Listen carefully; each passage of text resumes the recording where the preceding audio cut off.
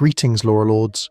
Tonight, our Chronicle covers the savage, blood-drenched paths of Skyrim, specifically diving deep into the absolute best perks of embracing your inner beast.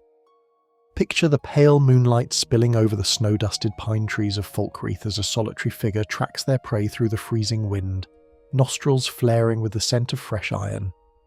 Let's be honest, you probably wouldn't survive a trip to Cold Harbour without some serious enchanted gear, and walking the tundra as a mere mortal leaves you awfully vulnerable to a stray arrow or a nasty case of rock joint. So, before continue, please subscribe, drop your current location and local time in the comments below. It is always fascinating to see where the pack gathers. Now, settle in and let's ease into tonight's journey together. The Dragonborn trudges through the damp subterranean depths of a long-forgotten Nordic ruin, the air thick with the scent of mildew, rotting draugr flesh, and stagnant water.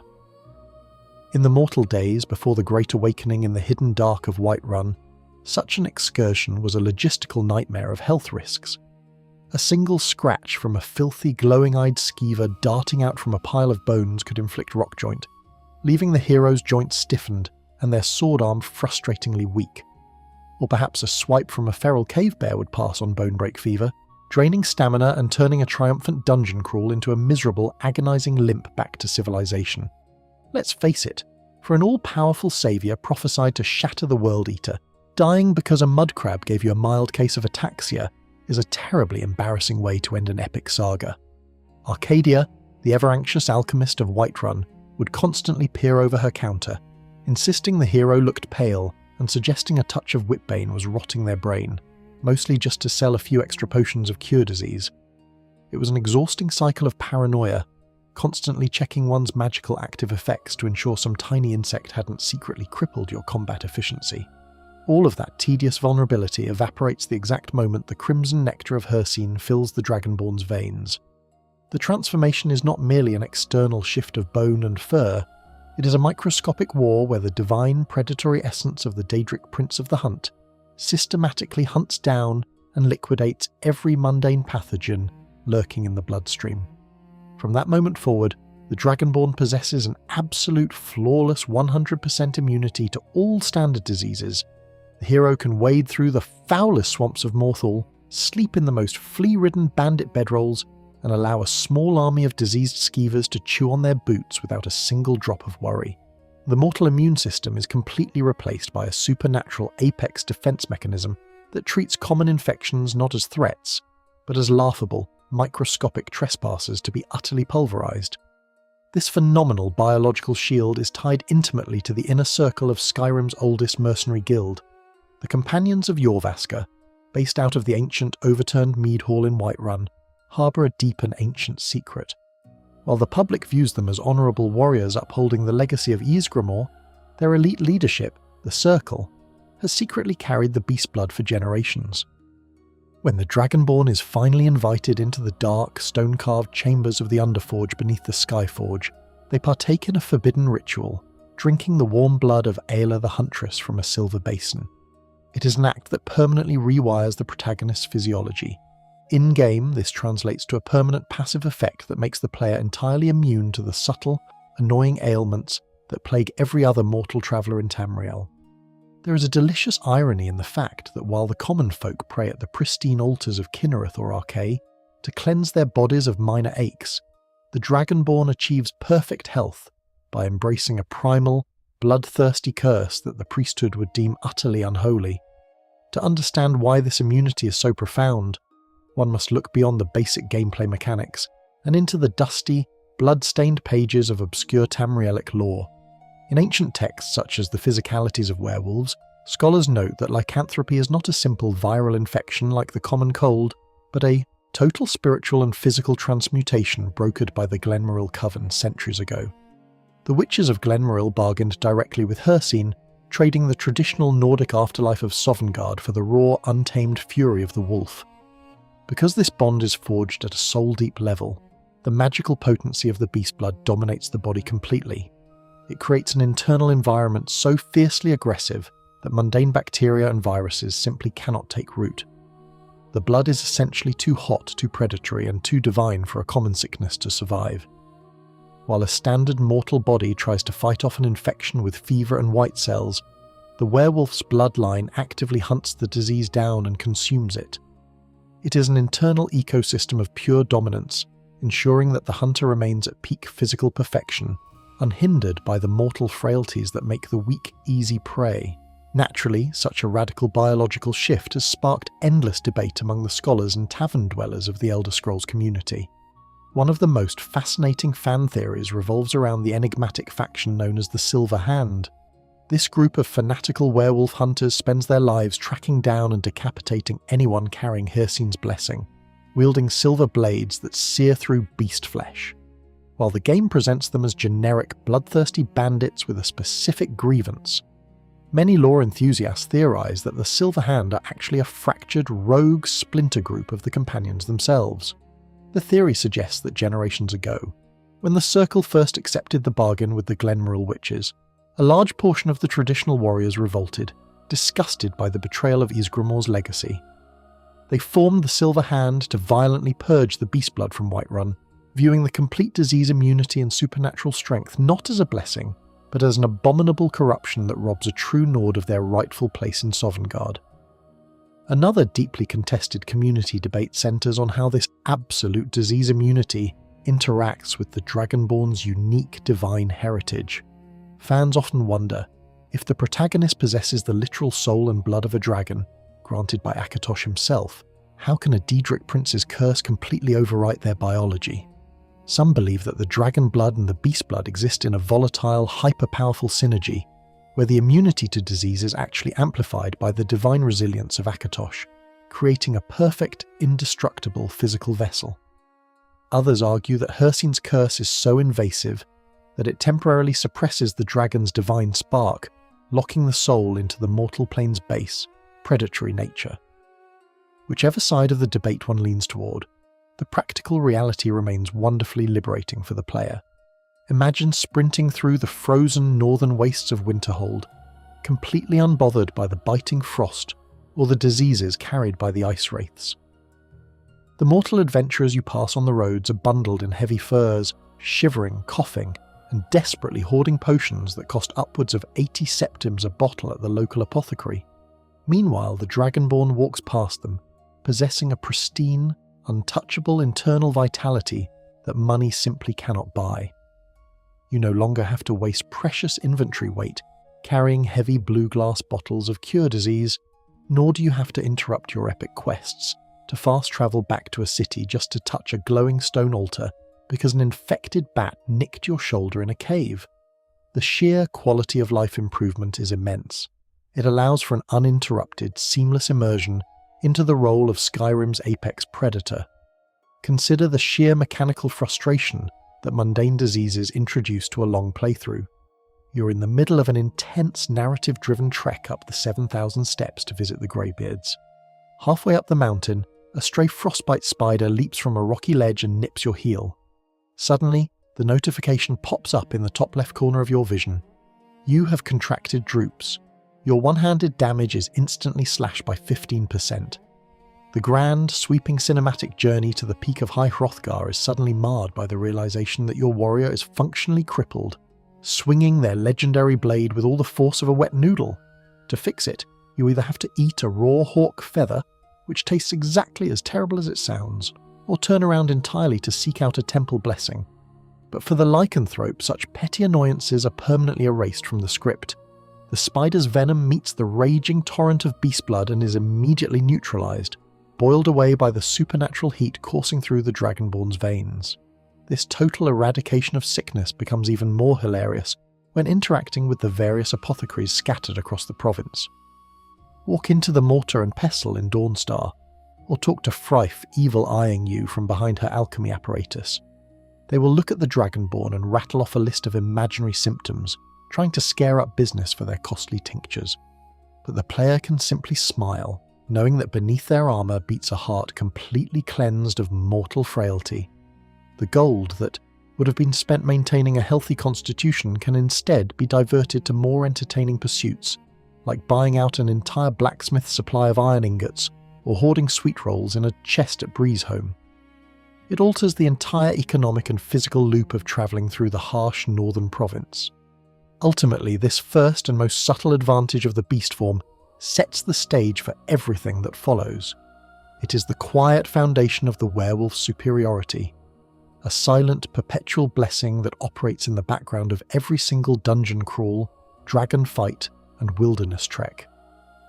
It strips away the fragile, sickly nature of mortality and replaces it with the unyielding, pristine resilience of the wild. The Dragonborn is no longer just a person trying to survive the harsh climates and filthy environments of a medieval fantasy world.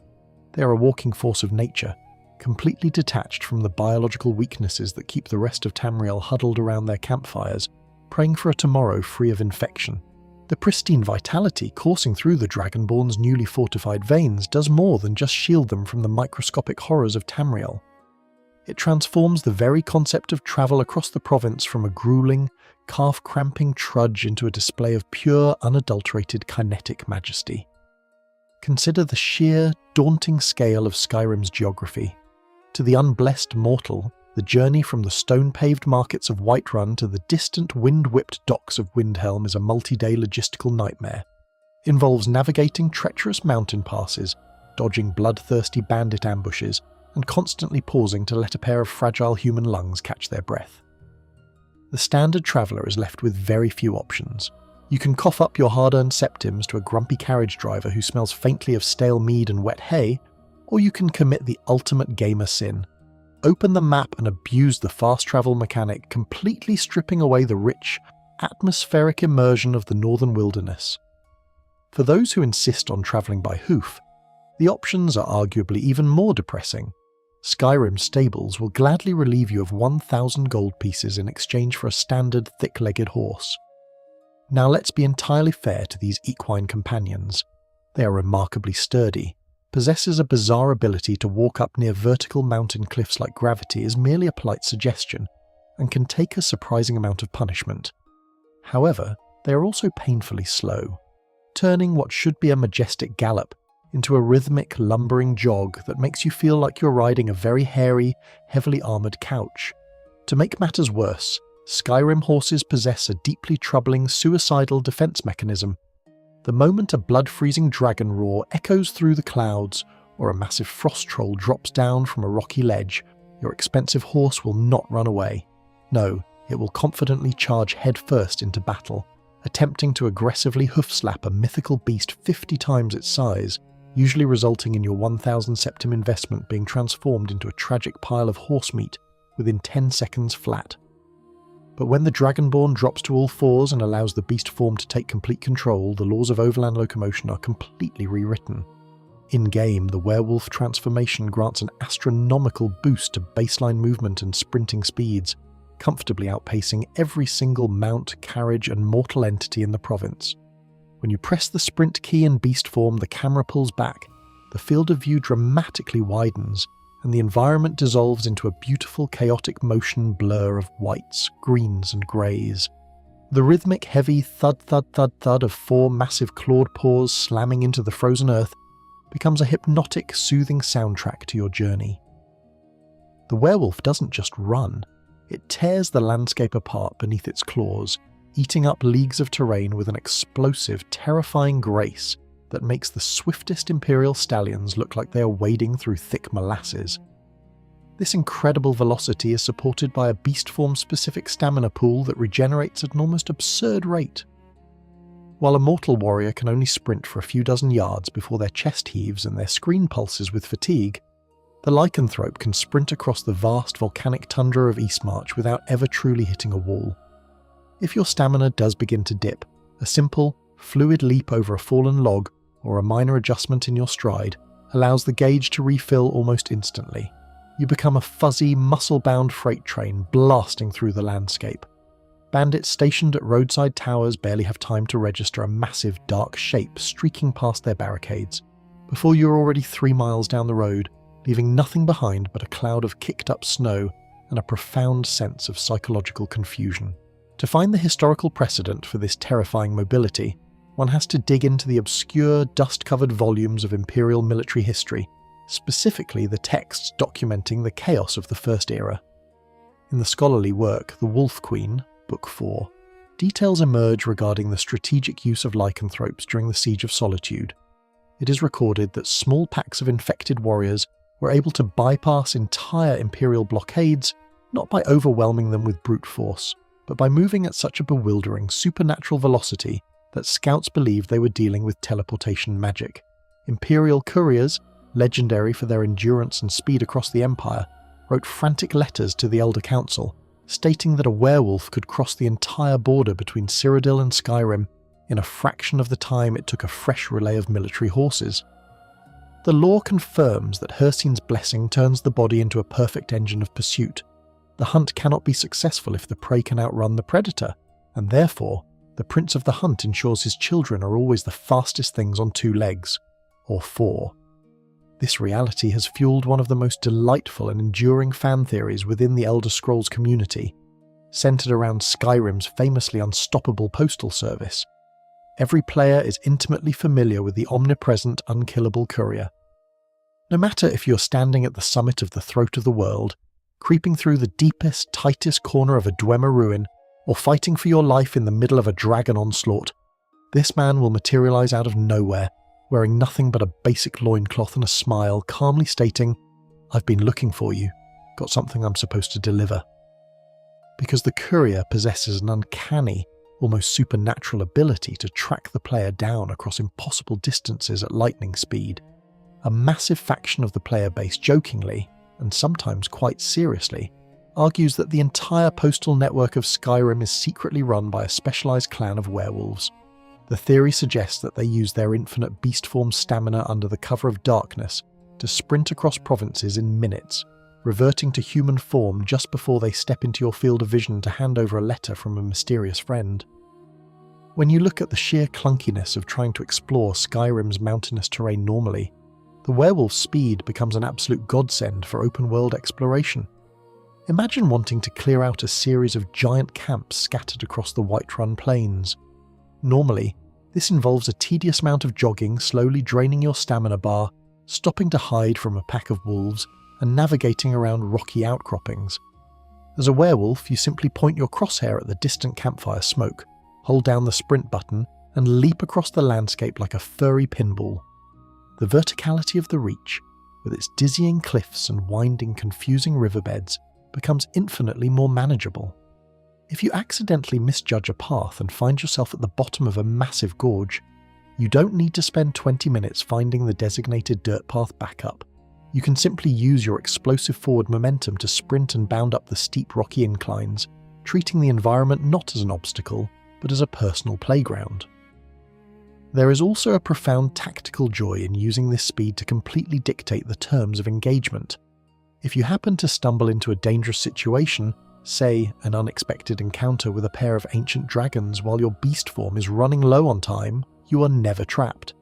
A mortal character with heavy armor is essentially forced to stand their ground or face a slow, agonizing death as they try to run away in slow motion.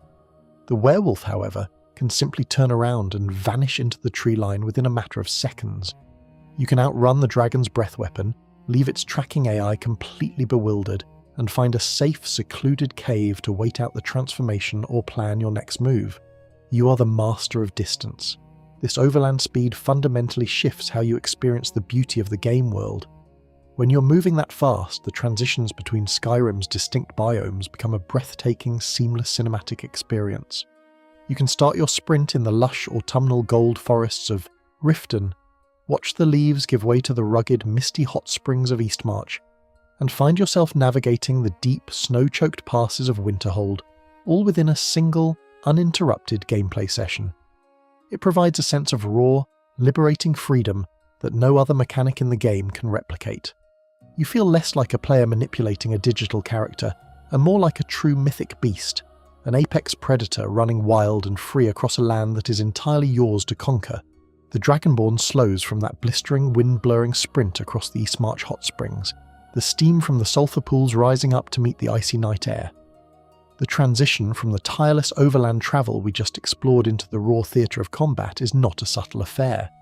When a mortal warrior encounters a fortified bandit encampment, like the notorious Silent Moon's camp or the towering battlements of Valtheim towers, the ensuing confrontation is usually a tedious, cautious dance.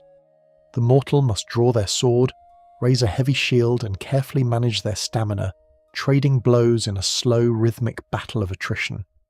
They must worry about the enemy's armor rating, the blocking capability of a heavily reinforced iron shield, and the frustrating reality that a high-level bandit chief can absorb dozens of sharp steel slashes before finally collapsing.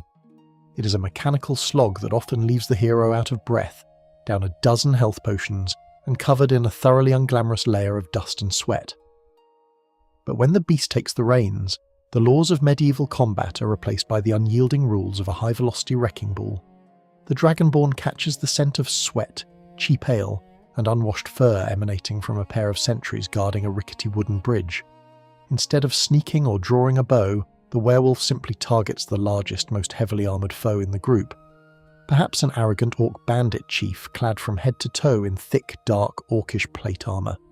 The werewolf breaks into a low, terrifying quadrupedal charge, their heavy paws digging deep furrows into the dirt. As the distance closes, the player activates a sprinting power attack. The beast rears up onto its hind legs, bringing its massive, muscle-bound upper torso around in a sweeping, devastating horizontal arc. The extended claws connect with the centre of the bandit's chest, with a sound like a thunderclap echoing through a closed canyon. The result is nothing short of a masterpiece in kinetic comedy and brutal satisfaction. The Havoc physics engine completely detaches the enemy from the earth, instantly transforming a terrifying, heavily armed killer into a limp, spinning ragdoll. The orc bandit chief doesn't just fall over. He is violently launched backward through the air, clearing a distance of 30 feet, crashing through his own wooden barricades, and tumbling down a steep, rocky hillside like an oversized metallic bowling ball. His weapons and shield fly from his grip, clattering uselessly against the stones as his limbs flail in a completely undignified, chaotic display of zero-gravity helplessness. There is an immense, almost therapeutic joy in watching an enemy who spent the last 5 minutes shouting arrogant insults suddenly get converted into a flesh-and-blood projectile, soaring gracefully past the moonlit sky before landing in a tangled, broken heap at the bottom of a ravine. In the mechanical framework of Skyrim, this phenomenon is tied to a core in-game fact. The werewolf's moving power attacks, specifically the forward dual claw power attack and the sprinting variation, possess an absolute, guaranteed 100% knockdown effect against almost every human-sized entity in the game world. It completely bypasses the traditional combat equations. It does not matter if the enemy is actively holding up a legendary Daedric shield, utilising high-level block perks, or casting powerful defensive alteration spells like Iron Flesh.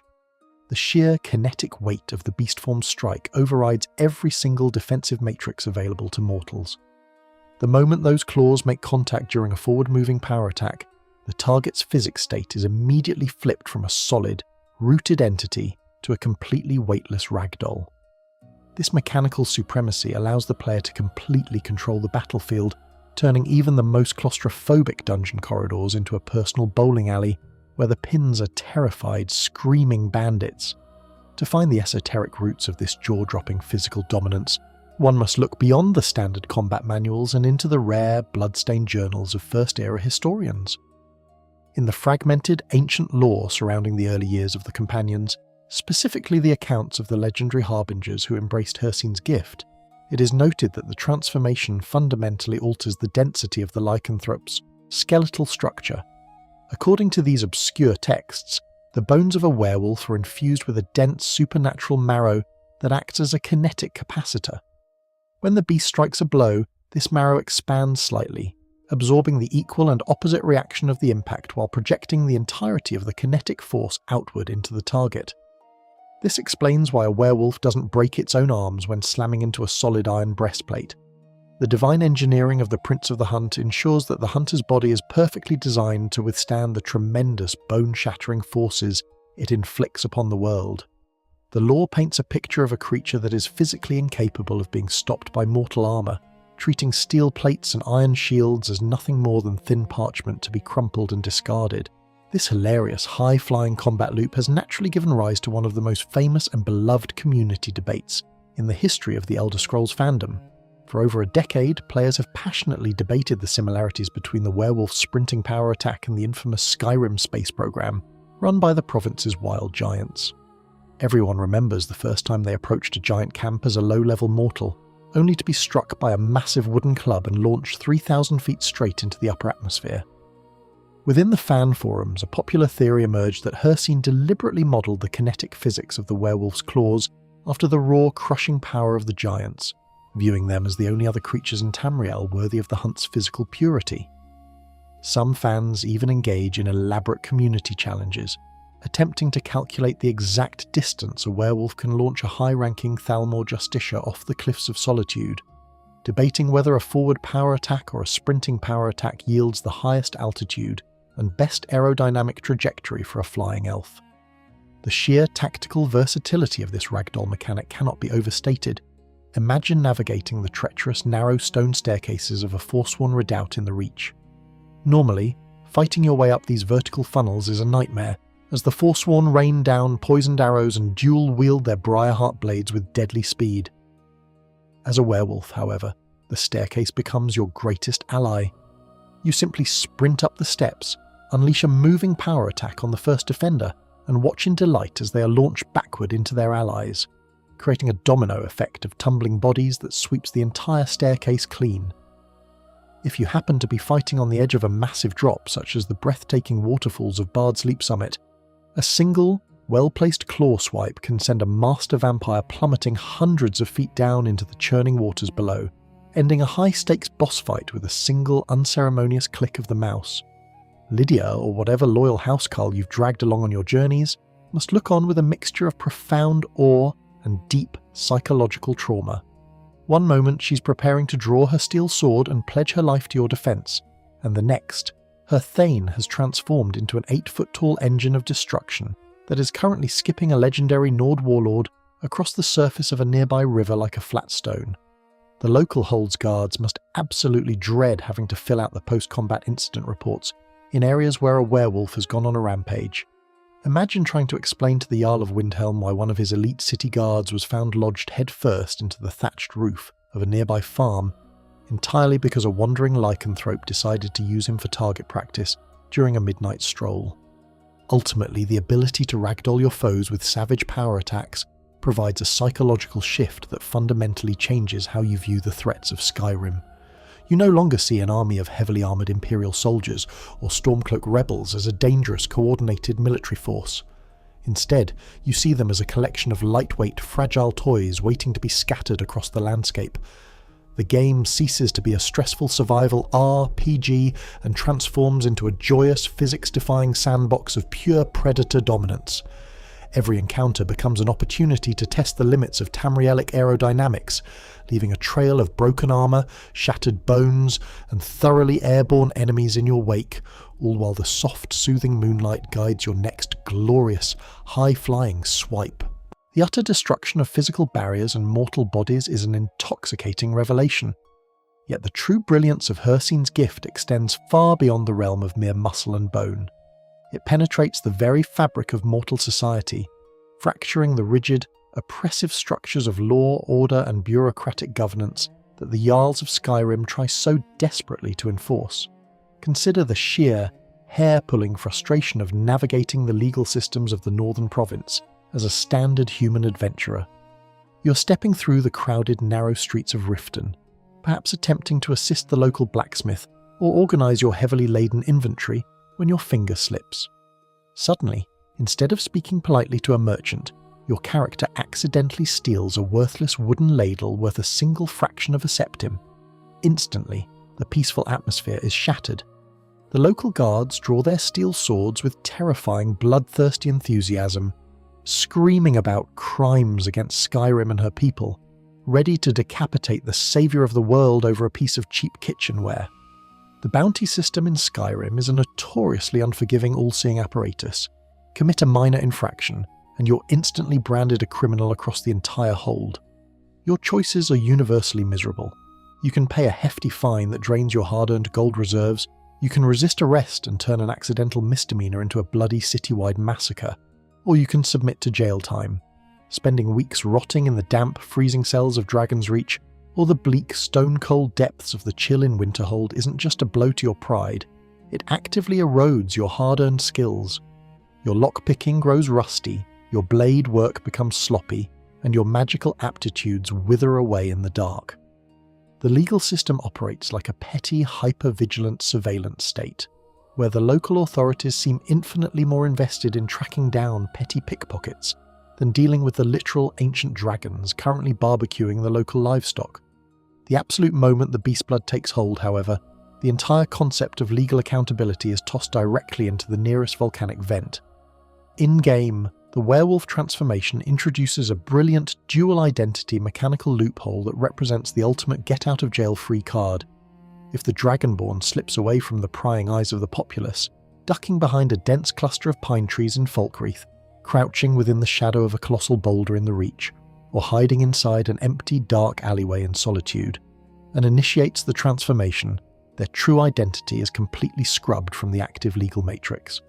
From that exact second onward, any act of absolute devastation, property damage, assault, or horrific mass murder committed while in the towering fur-clad beast form is entirely attributed to a nameless, terrifying monster of the wild.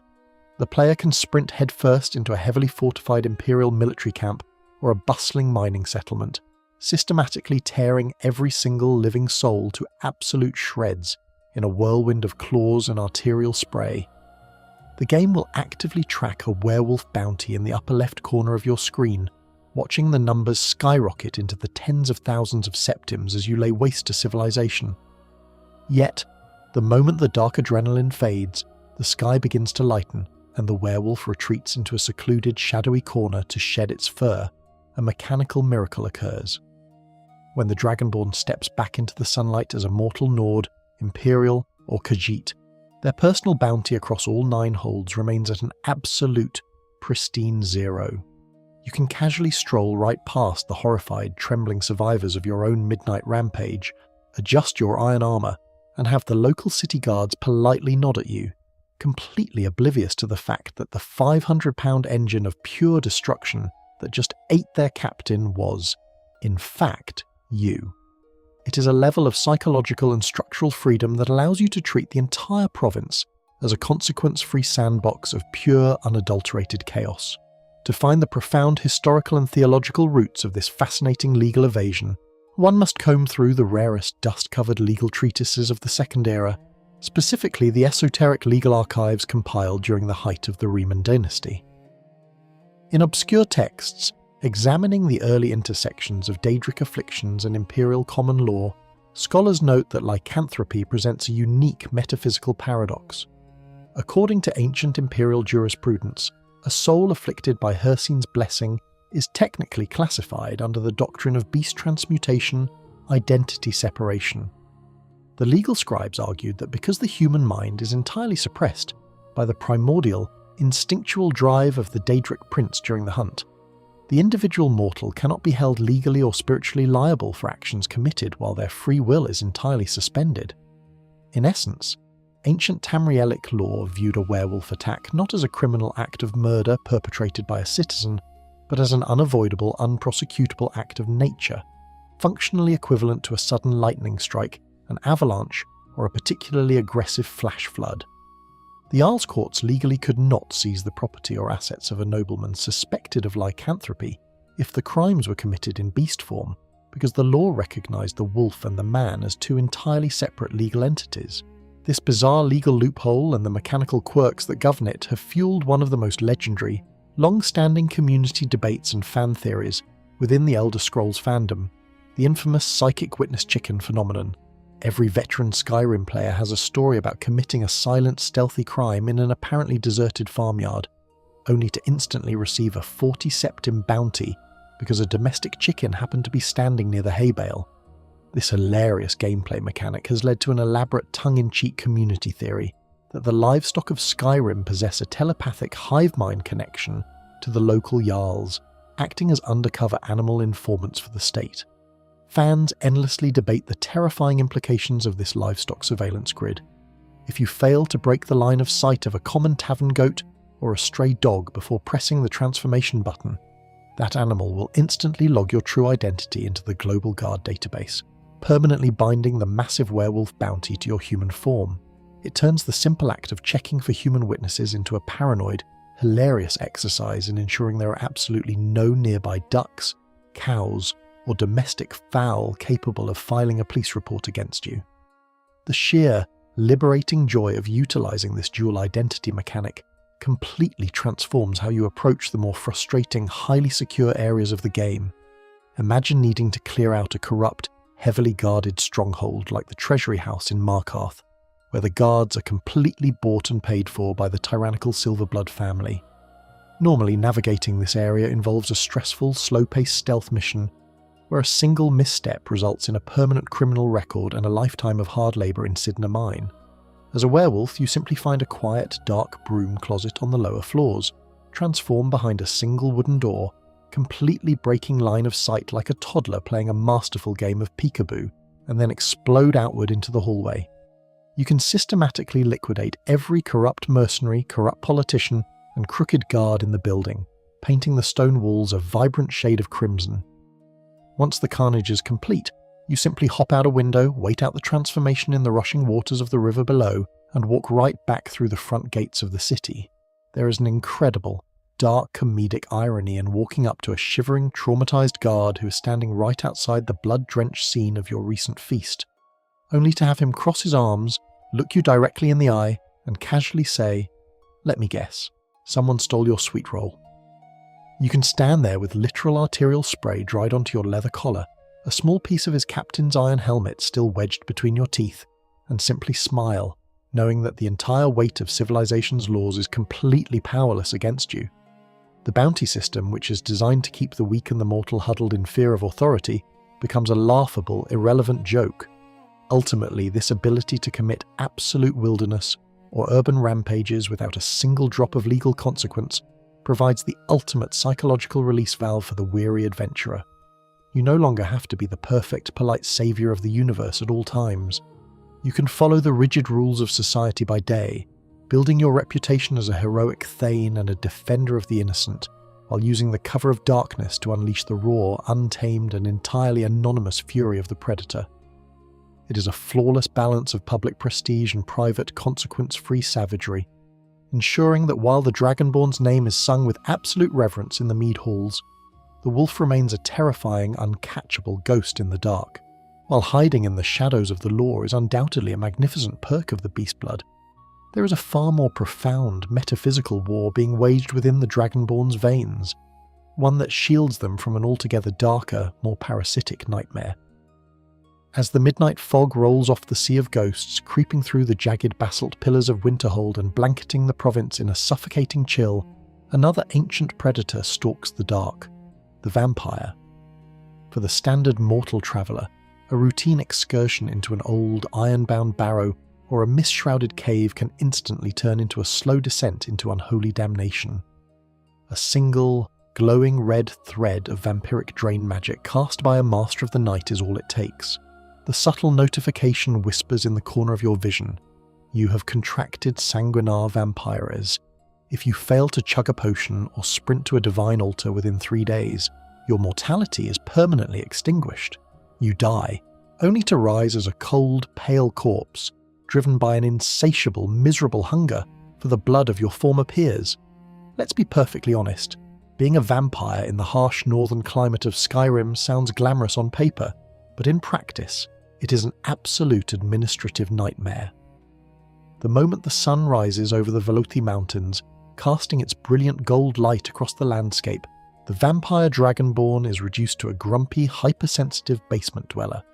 Your health, stamina, and magicka completely cease to regenerate in the daylight, leaving you feeling like a deflated balloon whenever you try to complete a simple daytime errand for a jarl. Your skin begins to sizzle and smoke with an incredibly annoying rhythmic crackling sound, and the screen pulses with an aggressive red glare that makes you feel like the universe itself is judging your life choices. To make matters worse, if you go too long without feeding on a sleeping peasant, the entire populace will instantly look past your status as the legendary hero of prophecy and collectively decide to hunt you down with pitchforks, torches, and frost spells. And let's not even mention how tragically it completely ruins garlic bread, which is arguably the greatest culinary achievement in all of Tamriel. But for the proud carrier of Hircine's blessing, this entire parasitic cycle is completely locked out of the equation. The core in-game fact is remarkably absolute. Possessing lycanthropy grants the player a flawless, hard-coded 100% resistance to disease, which seamlessly translates into a permanent biological blockade against contracting sanguinar vampiris. The Dragonborn can comfortably stroll into the deepest, most blood-spattered vampire dens, allow ancient Nightmaster vampires to claw at their chest, and wade through waves of unholy drain magic without a single worry. The parasitic infection introduced by Molag Bal's curse meets an immediate, violent dead end the absolute second it encounters the raging, warm-blooded torrent of the werewolf circulatory system.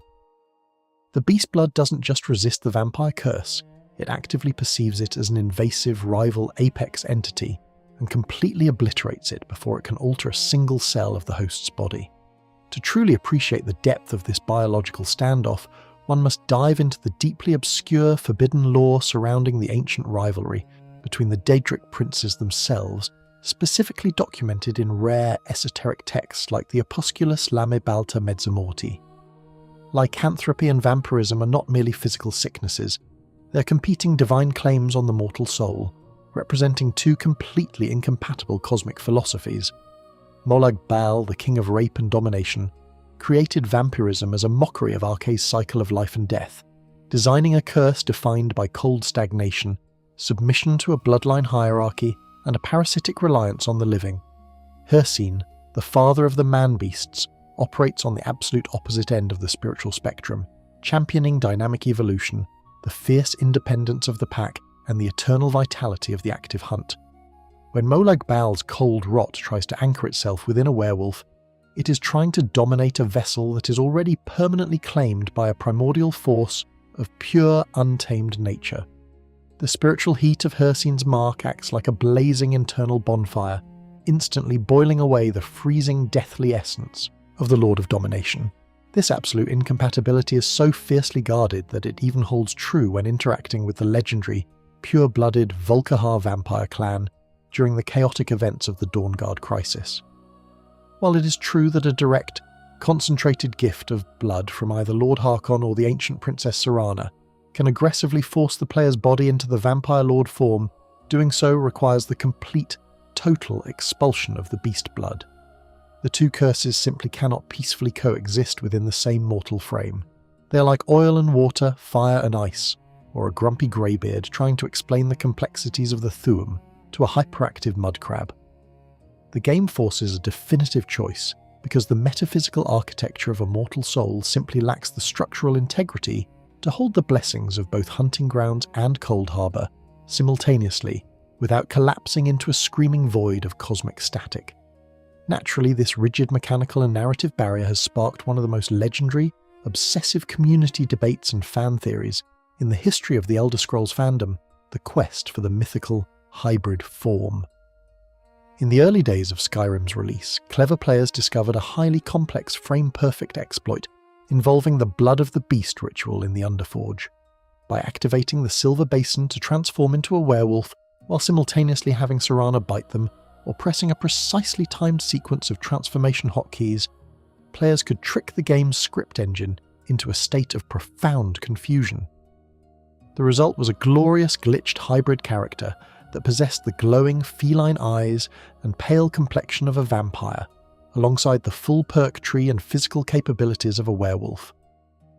This gameplay exploit ignited an intense lore debate across the fan community that continues to rage to this day. Many lore enthusiasts argue that a true, narrative-accurate hybrid would be an absolute abomination of unprecedented proportions, a cosmic anomaly that would draw the immediate furious wrath of both Hircine and Molag Bal. Fans theorize that if such a creature were to die, a literal Daedric proxy war would erupt over the ownership of their soul. Hircine's spectral hunting hounds would clash directly with Molag Bal's tormentors on the borders of the void, tearing the very fabric of the Oblivion Plains apart just to claim the ultimate predator. Other fans prefer a more romanticized theory.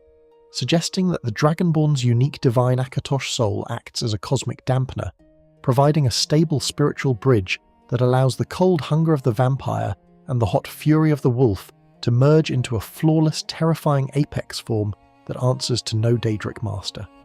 Setting the grand cosmic theories aside, the sheer, practical convenience of this immunity during your day-to-day adventures in Skyrim cannot be overstated. Imagine the peace of mind when tracking down the sinister Muvath's lair in the misty marshes of Morthal.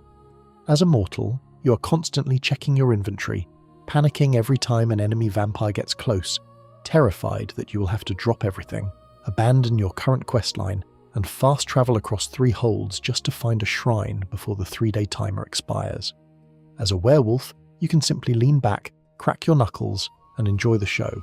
You are completely immune to their primary weapon of infection.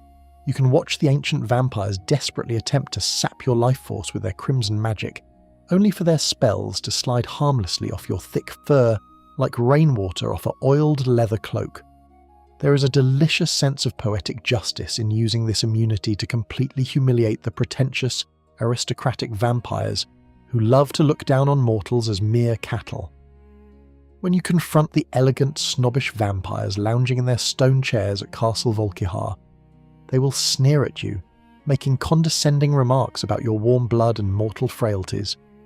But the player knows the truth. Beneath your armour beats a heart that is completely untouchable by their unholy master's deepest curse.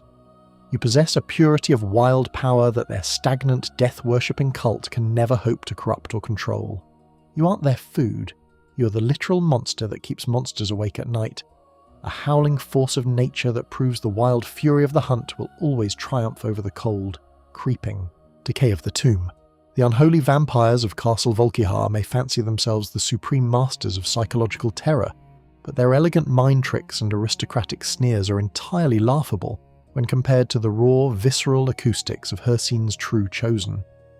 The Dragonborn stands atop a jagged crag overlooking a fog-shrouded valley, the crisp midnight air biting at their thick, dark fur. Deep within the beast's chest, a primordial resonance begins to build, a low, tectonic rumble that vibrates through the ribcage and ripples along the spine. When the heavy jaws snap open, parting to reveal rows of glistening, saliva-drenched teeth, what escapes is not a mere animalistic bark or a standard timberwolf's call to the moon. It is the howl of fear, a cascading supernatural wave of pure, concentrated auditory terror that sweeps across the landscape like a physical shockwave.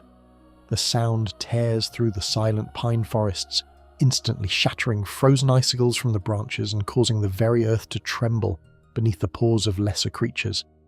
For anyone unfortunate enough to be within earshot, this sound is the definitive, terrifying realization that they have officially dropped to the absolute bottom of the local food chain. Let's think about the poor, unsuspecting bandits huddled around their campfires in the valley down below. Just moments ago, they were laughing, drinking watered-down Nord mead, and sharing grand, boastful stories about how they would totally take down the next Imperial merchant caravan that dared to cross their path. They felt completely safe behind their crude wooden palisades and iron shields. But the absolute millisecond that supernatural howl echoes through the mountain pass, every single ounce of bravado, military training, and basic human dignity instantly evacuates their bodies. In-game, this default werewolf ability functions as an incredibly powerful area of effect wave of pure psychological devastation. Seasoned warlords, battle-hardened mercenaries, and arrogant spellzords who would happily stand their ground against a fire-breathing dragon are instantly transformed into whimpering, panicked toddlers. They drop their weapons, completely abandon their defensive formations, and turn tail to sprint away in absolute mind-numbing panic, their only remaining thoughts consumed by a desperate, frantic need to put as many miles between themselves and that horrific sound as humanly possible. There is a distinct dark comedy in watching the game's pathfinding artificial intelligence completely lose its collective mind under the direct influence of this roar. You will see heavily armoured orc barbarians desperately trying to sprint directly through solid stone walls, or bandits tripping over their own campfires and tumbling down rocky inclines just to escape your presence. It turns what should be a highly tactical, high-stakes siege into a glorious, chaotic comedy routine, where the greatest warrior in Tamriel's history is essentially playing a massive blood-drenched game of tag with an army of hyperventilating marathon runners who have entirely forgotten how doors work. Mechanically, the baseline Howl of Fear is remarkably potent, affecting hostiles up to level 25 right out of the gate. Unlike standard mortal magic, which requires a tedious dozens of hours investment in the illusion skill tree, hundreds of points of precious magicka, and complex dual casting animations that leave you wide open to an arrow in the throat, the werewolf triggers this absolute battlefield dominance with a single press of the shout key. It costs absolutely nothing from your magical reserves, has a remarkably forgiving cooldown, and can be spammed continuously to keep an entire fortress in a permanent state of blinding, blubbering terror. Even if you find yourself completely surrounded by a dozen high-level city watchmen who just wanted to collect a bounty, a single roar forces the entire squad to drop their halberds and scatter like a flock of startled pigeons, turning a potential disaster into a remarkably easy, stress-free shooting gallery. It is the ultimate workplace disruption, functionally equivalent to a terrifying, hyper-aggressive regional manager unexpectedly stepping into the staff break room while everyone is on an unauthorized phone break. To truly understand the supernatural composition of this roar, one must delve into the esoteric, heavily suppressed pages of the Lycanthrope's Manifesto, a rare ancient text compiled by underground cults of Hircine during the Second Era. According to these forbidden manuscripts, the werewolf's howl is not actually a physical sound travelling through the airwaves. Instead, scholars describe it as a localized psychic projection of the hunting grounds themselves. The roar carries the literal raw spiritual frequency of Hircine's plane of oblivion, briefly tearing a microscopic rift directly into the mortal mind. When a human or elf hears it, their subconscious is instantly flooded with the collective ancestral memories of every prey animal that has ever been hunted, run down, and torn apart since the dawn of the First Era. It is an existential, psychological hammer blow that completely shatters the mortal ego, forcing the victim's brain to override every logical thought or defensive instinct in favour of a pure, primal desperation to run until their lungs burst.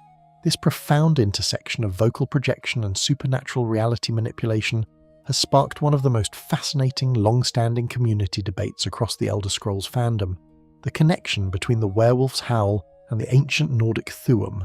Since the Dragonborn uses the power of their literal vocal cords to project reality-bending dragon shouts, many fans theorize that the werewolf's howl is actually a corrupted, primal cousin of the voice, granted directly by Hircine to mimic the dominance of the dragons.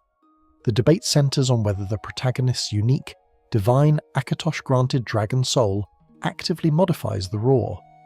Many lore enthusiasts argue that because the player is the Dovahkiin, their beast howl carries an entirely different metaphysical weight than that of a standard werewolf like Sinding or Arnbjorn. The fan theory suggests that the dragon soul amplifies the Daedric curse, blending the cosmic authority of a dragon's roar with the bloodthirsty terror of the wolf, creating a unique vocal frequency that should technically be classified as a secret, unwritten shout of the wild. It certainly explains why a simple wolf bark can make a giant reconsider its entire life philosophy. Let us look closer at how this terrifying ability alters the entire tactical flow of combat within Skyrim's claustrophobic dungeons. Imagine trudging through a narrow stone-carved corridor inside a dusty Draugr barrow. Normally, a stealth archer or a traditional shield warrior has to carefully check every corner, pull out their gear, and slowly pick off enemies one by one to avoid being overwhelmed by sheer numbers. But for the howling beast, bottlenecks are no longer a danger. They are a magnificent, highly lucrative advantage. You can intentionally lure an entire army of hostile bandits or forsworn ravagers into a tight, enclosed choke point, wait until you can see the whites of their terrified eyes, and then let loose a maximum volume roar that echoes off the stone walls with deafening intensity. The sonic reverberation inside the tight space acts like a psychological flashbang, instantly breaking their combat coordination and sending them scrambling backward over one another in a frantic, suffocating pile of tangled limbs and dropped iron swords. It's like trying to squeeze an entire tube of toothpaste back into the packaging, except the toothpaste is an angry, heavily armoured Nord mercenary screaming for his mother. You can comfortably stand at the exit of the corridor, taking your sweet time, and systematically pick them apart as they desperately try to crawl away from you on their hands and knees. The absolute lack of resistance turns the grim reality of combat into an almost meditative, rhythmic exercise in cleanup. You no longer have to worry about blocking incoming power attacks, dodging deadly spell projectiles, or managing your health bar against powerful bosses.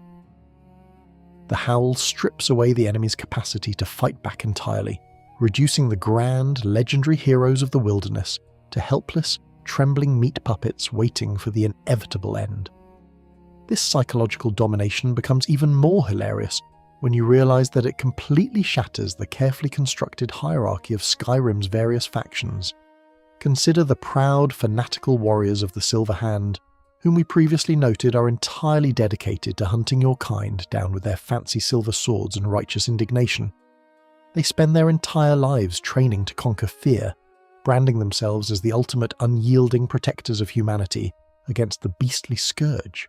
Yet, when the Dragonborn corners them in their own hidden strongholds and unleashes the full, unbridled majesty of Hircine's roar, their fancy training and silver-plated courage evaporate like dew in the hot sun. They flee from the very creatures they swore to exterminate, weeping and stumbling over their own display cases, proving that when the true Alpha speaks, civilization's little clubs and titles mean absolutely nothing. Ultimately, the Howl of Fear is the ultimate expression of the werewolf's role as the supreme director of the battlefield, leaving behind a trail of broken spirits and fleeing cowards who will spend the rest of their short, terrified lives jumping at the mere sound of the wind whistling through the mountain pines. The deafening, terrifying echoes of the supernatural roar slowly fade into the damp midnight air, leaving behind an absolute heavy silence that blankets the forest floor. The panicked, frantic footsteps of the fleeing bandits have grown distant, their terrified screams swallowed up by the thick pine groves of Falkreath. A few unfortunate souls, however, never even had the chance to run. Thanks to the blinding blurred velocity of your Overland sprint and the devastating kinetic fury of your ragdolling power attacks, several heavily armoured hostiles now lie motionless across the blood-drenched grass, their broken weapons scattered like discarded toys. The intense chaotic rush of the adrenaline-fueled ambush begins to subside, replaced by a quiet, rhythmic thumping within the beast's massive chest. But maintaining a colossal, 500-pound engine of pure muscle, bone and dense fur takes a monumental toll on the host's mortal frame. The biological clock is ticking loudly in the back of the mind. The Daedric energy sustaining this magnificent transmutation is inherently volatile, burning through the Dragonborn's natural stamina and life force like a raging, unquenchable wildfire, threatening to violently pull them back into the fragile, sickly reality of human skin at any moment. To prevent this premature regression and keep the wild hunt alive, the wolf must pay a visceral, immediate blood tax to its Daedric patron. The core in-game fact governing this savage state of survival is as simple as it is deeply disturbing. By standing directly over a freshly slain humanoid foe and engaging in a gruesome, uninterrupted feast, the player instantly restores 50 points of precious health and adds an extra 30 seconds to the transformation's active countdown timer. It is a mechanical masterstroke that effectively transforms the entire province of Skyrim into a literal, all-you-can-eat gourmet buffet of mortal flesh. You are no longer bound by the frustrating constraints of a digital countdown or a restrictive magical duration.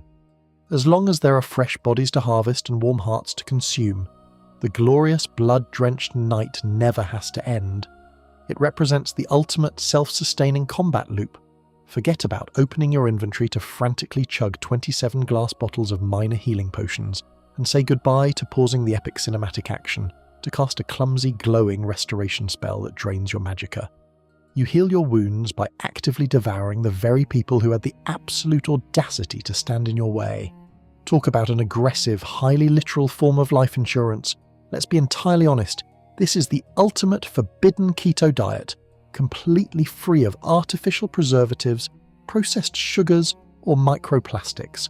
Just pure, local, organic, free-range bandit harvested straight from the wild. While the regular citizens of Whiterun are constantly stressing over the soaring economic prices of fresh salt piles, cured hams, and wheels of goat cheese at Carlotta's market stall, the werewolf is enjoying a lavish zero-septim meal plan that quite literally drops right into their lap after every single skirmish. The only minor downside is the complete lack of culinary seasoning. Eating a raw bandit leader's liver without a light sprinkle of frost, Miriam or a side of garlic bread can feel a bit uninspired, but when you are a towering instrument of Hircine's divine will, you rarely have time to worry about proper table manners or Michelin star presentations. To discover the profound metaphysical mechanics underlying this horrific act of consumption, one must look beyond basic gameplay metrics and consult the deeply obscure blood-stained pages of ancient Nord folklore, specifically the forbidden scholarly texts known as the Lycanthrope's Manifesto. According to these rare, hidden manuscripts, the act of feeding is not driven by a vulgar, animalistic gastrointestinal hunger. Instead, the ancient writers describe it as a highly complex cellular reclamation project. The werewolf's supernatural anatomy cannot naturally sustain its physical presence within the mundane, mortal plane of Neon for extended periods. The rigid physical laws of Mundus inherently reject the chaotic, daedric essence of the beast, constantly trying to dissolve the transformation and pull the ebon blood back toward the hunting grounds. To anchor itself firmly to the mortal earth, the wolf must actively consume the animus, the vital, raw life energy stored exclusively within the warm, freshly pumping blood of a mortal creature. The feast is a violent spiritual transference where the victim's lingering mortality is systematically stripped away and converted into a metaphysical fuel that stabilizes the werewolf's shifting skeletal matrix. It is a literal transmutation of a dying foe's future into the hunter's current duration. This grim, terrifying reality has fueled one of the most passionate, long-standing philosophical debates and fan theories within the vibrant Elder Scrolls community regarding the exact spiritual taxonomy of the feast. For years, players have pointed out the hilarious, deeply hypocritical double standard that exists between werewolf feeding and the unholy cannibalism associated with Namira, the Daedric princess of decay. If the Dragonborn equips the legendary Ring of Namira and decides to dine on a fallen foe while in human form, their loyal companion characters will gasp in absolute horror, and the general public will permanently brand them an irredeemable, stomach-turning monster who has abandoned the basic tenets of civilized decency. Yet, if that exact same Dragonborn drops to all fours, sprouts thick black fur, and tears out a bandit's throat as a werewolf, the fan community completely brushes it off as simple, majestic predator behaviour. This glaring discrepancy has given rise to the popular Namira's infinite jealousy fan theory. The theory playfully suggests that Namira is utterly furious with Hircine because the Prince of the Hunt managed to successfully rebrand the horrific universal taboo of eating people as an awesome high-performance warrior buff, leaving her with absolutely nothing but a few sketchy cave-dwelling outcasts hiding in the dark corners of Markarth. Lore enthusiasts endlessly argue whether a werewolf feeding on an enemy is committing a mortal sin against Arkay's sacred burial rites, or if the victim's soul has already safely departed for the afterlife, leaving the wolf to simply recycle the leftover organic material like a particularly aggressive, hyper-focused environmental cleanup crew. There is also a fascinating community debate regarding why the player model doesn't physically diminish or shrink the corpse during the feeding animation, leading many to believe that the werewolf isn't actually digesting the entire body, but is instead using its supernatural claws to extract the literal magically charged heart in a single clean motion that leaves the outer armour completely intact. Imagine the sheer sensory contrast of this moment delivered in a relaxed, sleepy cadence.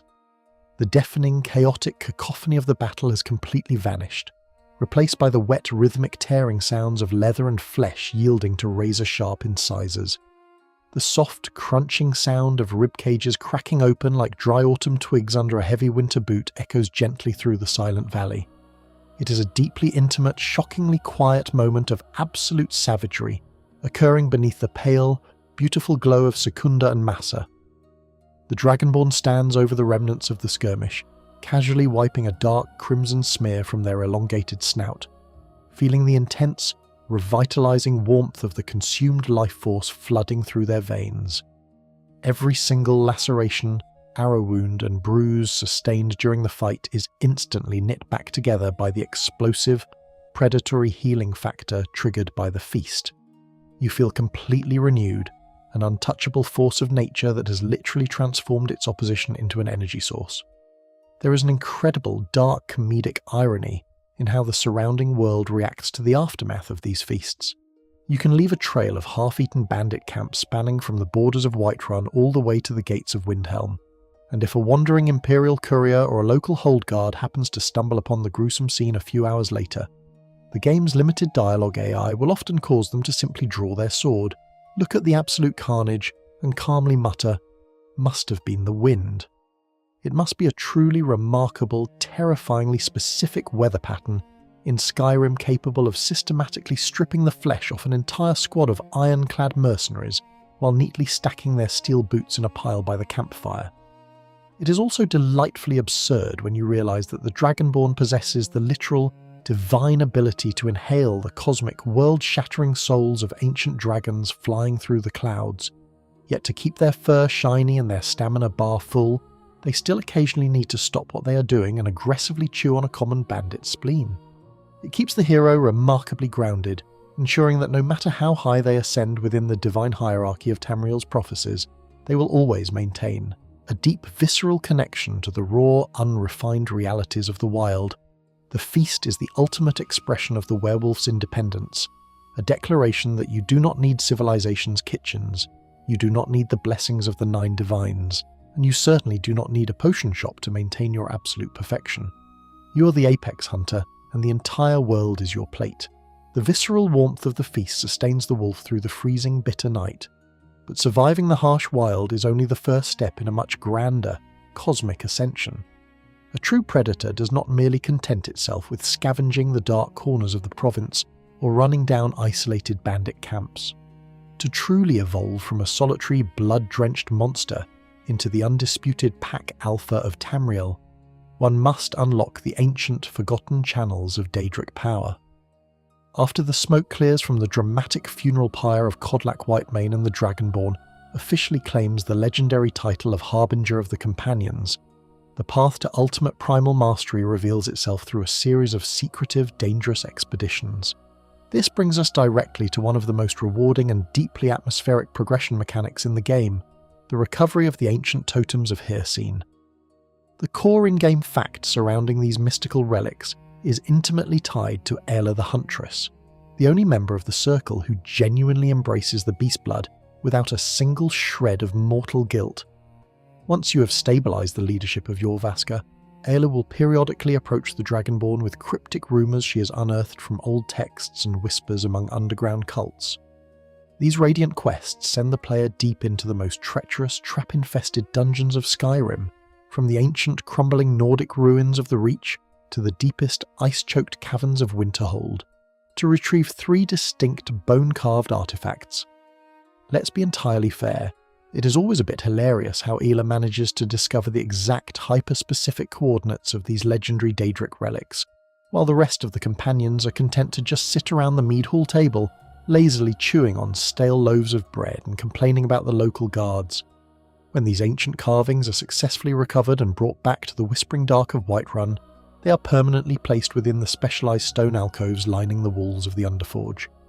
By interacting with these altars while in human form, the Dragonborn can dynamically swap out their active werewolf roar, granting 3 radically different, high-performance tactical abilities that completely alter your playstyle.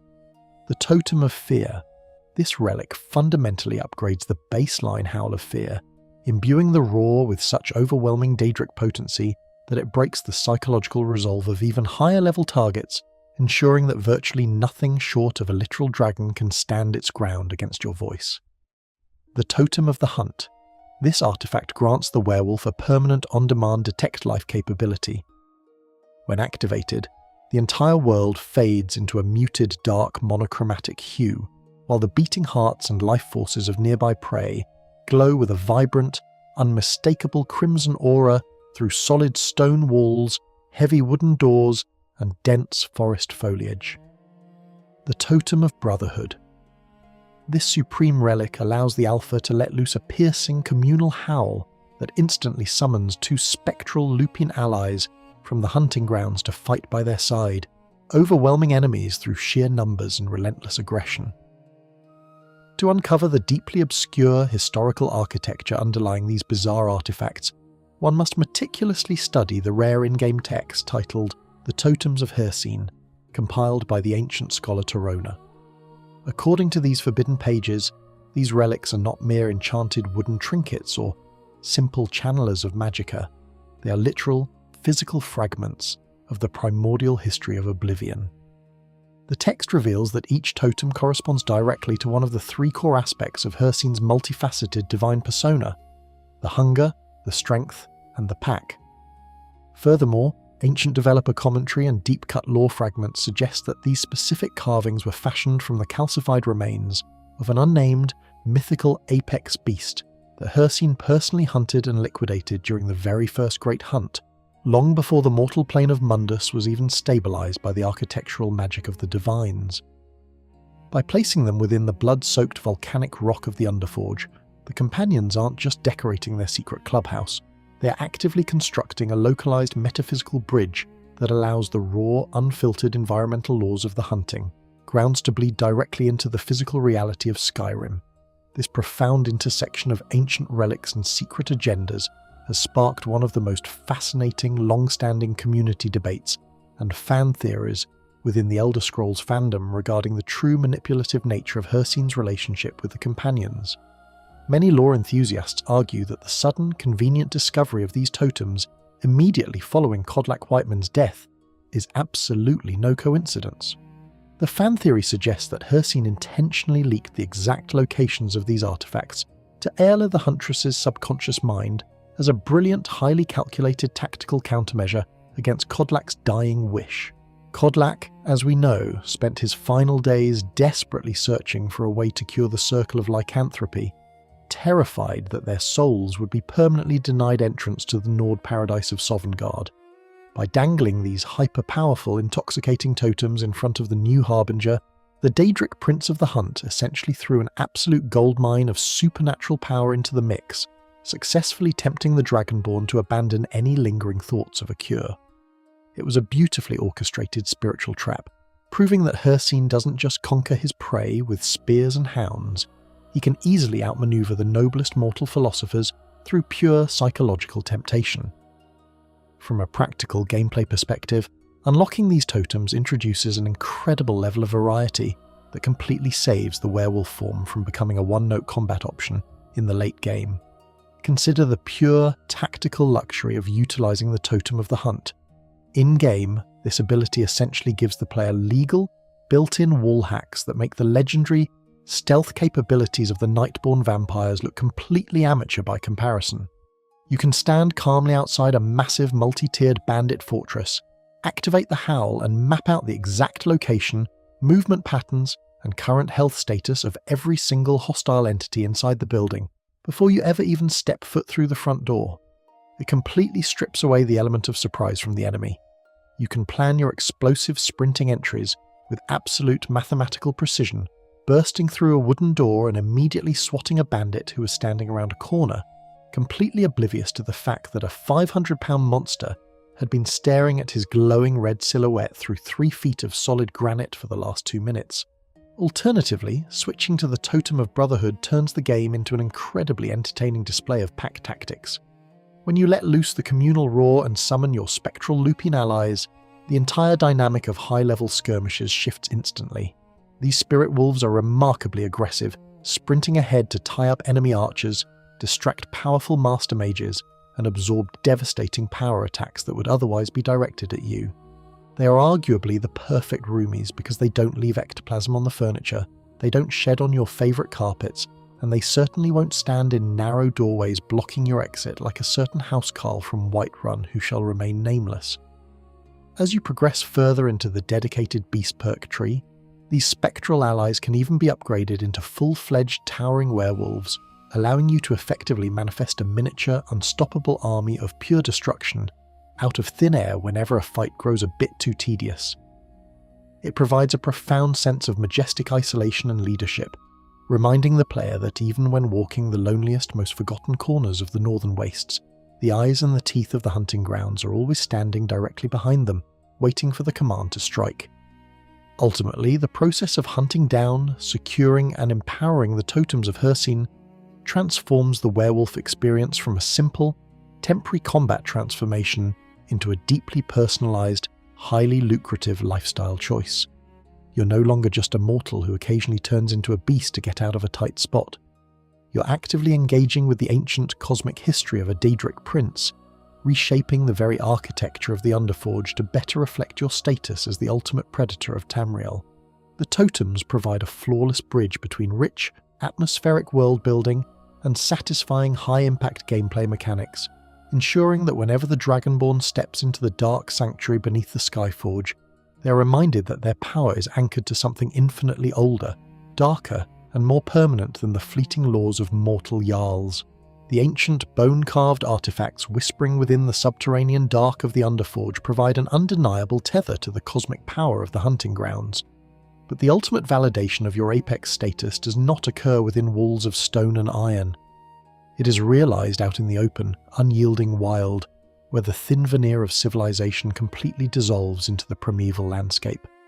Imagine the Dragonborn emerging from the secret stone grate beneath the walls of Whiterun, stepping out into the vast wind-swept plains, just as the twin moons, Secunda and Massa, cast their pale silver glow over the shivering grass. For any standard, mortal traveller, the open roads of Skyrim at midnight are an absolute gauntlet of predatory hazards. You cannot walk 20 paces into the brush without hearing that distinct, spine-chilling howl echoing from a nearby ridge, followed immediately by the sudden, deeply frustrating shift in the atmospheric background music. Let's be entirely honest, every veteran adventurer has experienced the profound irritation of the red dot of minor inconvenience on their compass.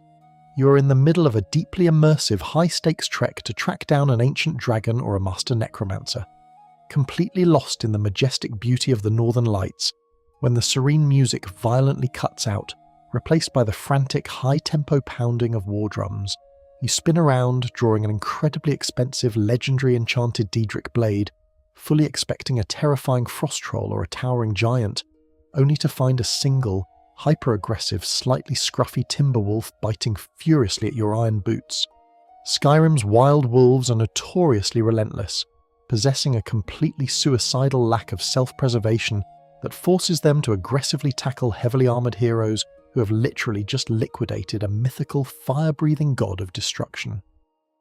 It turns a peaceful midnight stroll into a tedious exercise in canine pest control, forcing you to constantly waste time swatting away packs of 3 every 5 yards like a grumpy homeowner dealing with a particularly stubborn infestation of furry termites. The absolute second the Dragonborn unleashes the beast form and drops to all fours, however, this persistent wilderness nuisance undergoes a beautiful supernatural paradigm shift. The core in-game fact is remarkably profound. While the player is actively transformed into a werewolf, every single wild wolf and timber wolf inhabiting the province of Skyrim ceases to be hostile. They do not attack, they do not growl, and they completely ignore the standard aggression triggers that govern every other creature in the wild. Instead, they perceive the towering 500-pound lycanthrope as their legitimate divine sovereign, walk up to a feral pack resting beneath a rocky outcropping in the pale moonlight, and instead of lunging for your throat, the apex predators of the tundra will simply tilt their heads, sit back on their haunches, and watch you with a quiet, respectful curiosity. It is a total cessation of hostility that allows the werewolf to walk seamlessly through the deepest, most dangerous forests of Tamriel without a single drop of wilderness resistance, completely transforming a former nuisance into a beautifully loyal, silent audience to your majesty.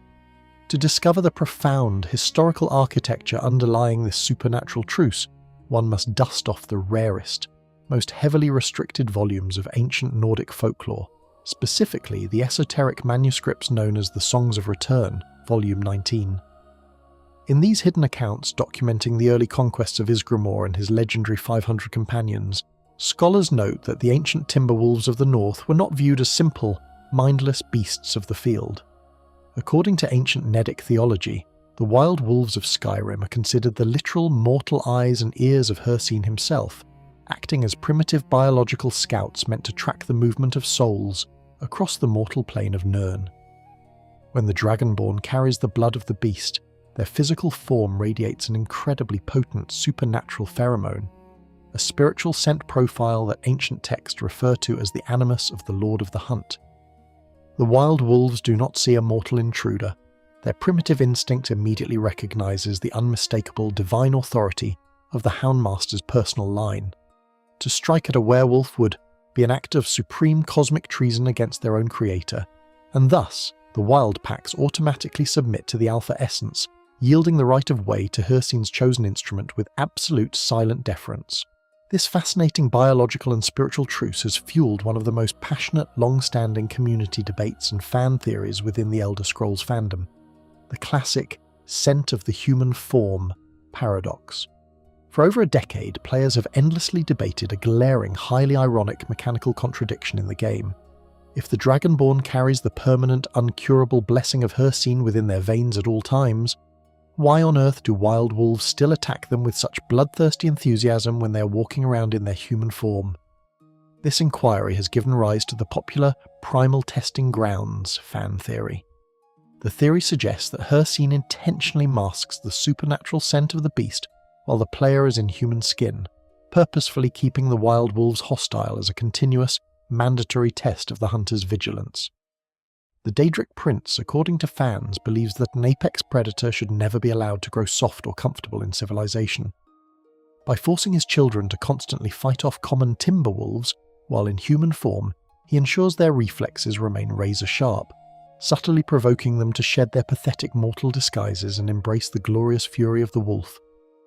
Other lore enthusiasts argue a more mechanical grounding theory, suggesting that the mortal flesh and heavy iron armour simply act as a physical insulator, completely dampening the spiritual pheromones until the literal skeletal restructuring of the transformation forces the divine bloodline to boil to the absolute surface. There is an incredible, deeply soothing sensory beauty in utilising this natural brotherhood during your long midnight treks through the wilderness. Imagine sprinting through the dense, atmospheric pine forests of Falkreath, the cool night air rushing past your ears in a soothing, blurred hum. As you crest a snowy ridge, you encounter a resident pack of wild timber wolves resting in a clearing.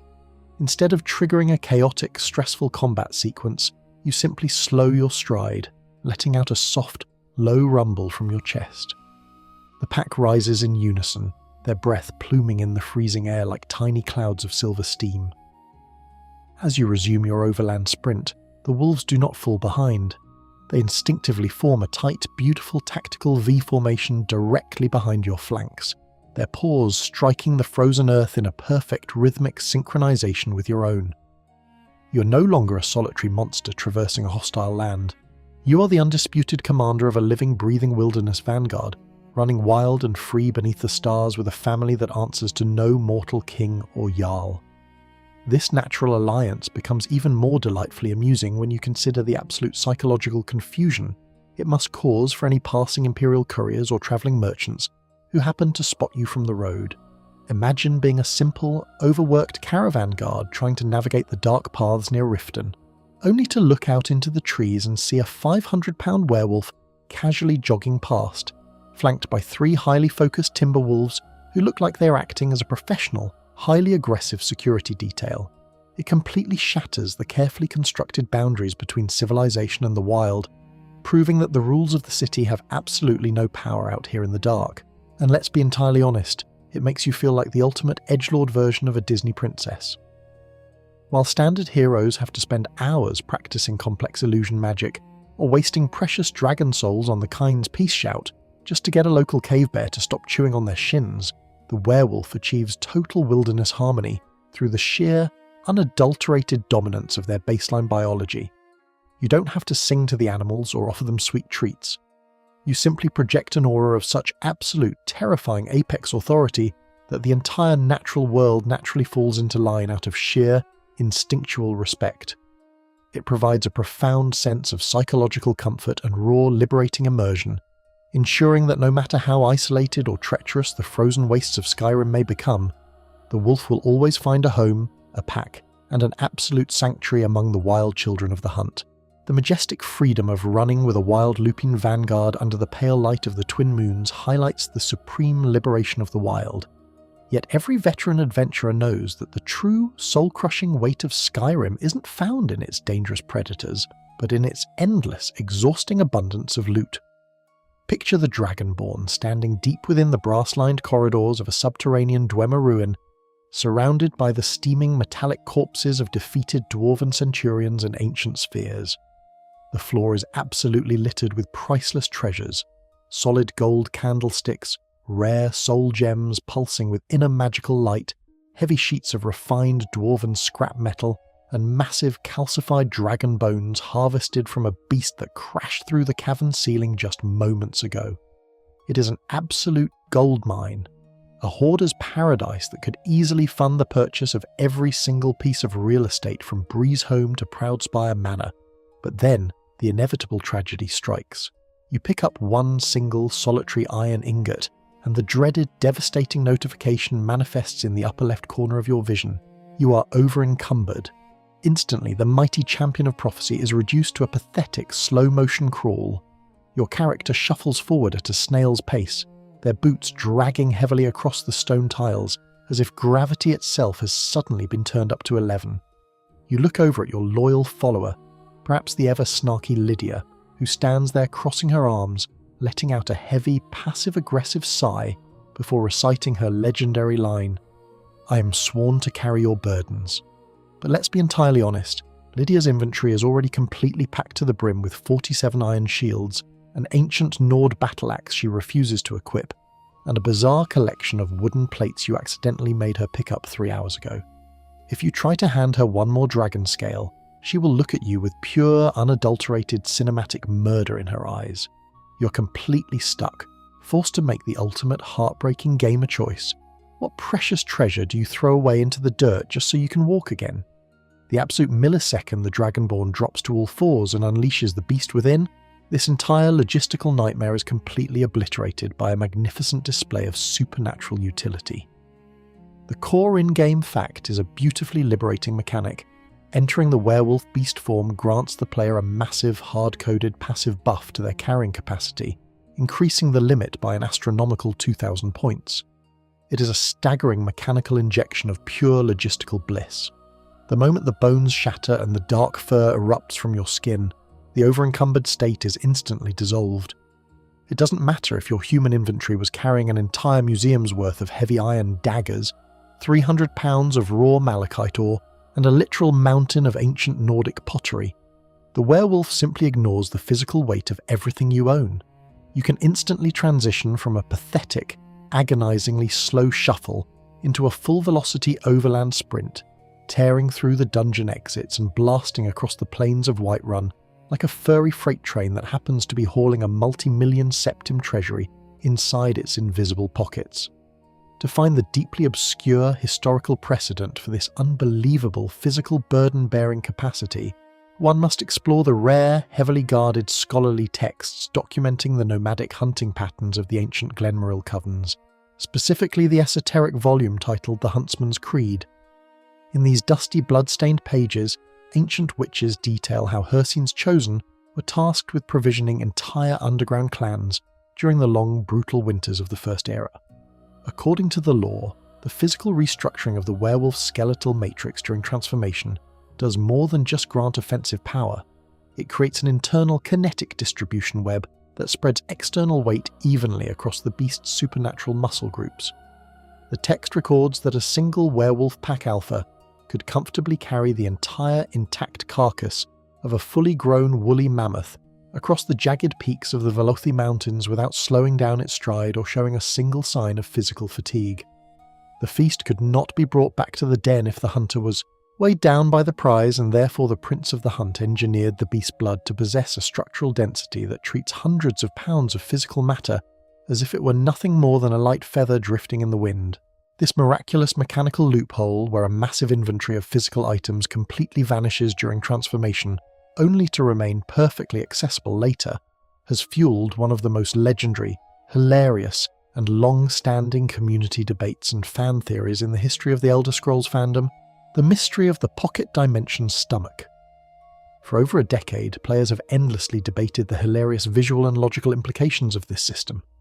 When the werewolf transforms, all their equipped armour, massive iron greatswords and delicate potion bottles instantly disappear from the character model, leaving behind nothing but a naked, muscle-bound wolf.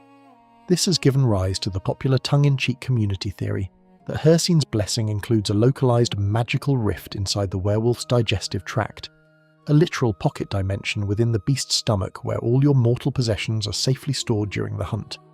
Fans endlessly debate whether the Dragonborn is technically swallowing their entire inventory of dragon bones and enchanted shields upon transformation, only to systematically regurgitate the entire collection back onto the grass like a highly lucrative, heavily armoured hairball once the moon goes down.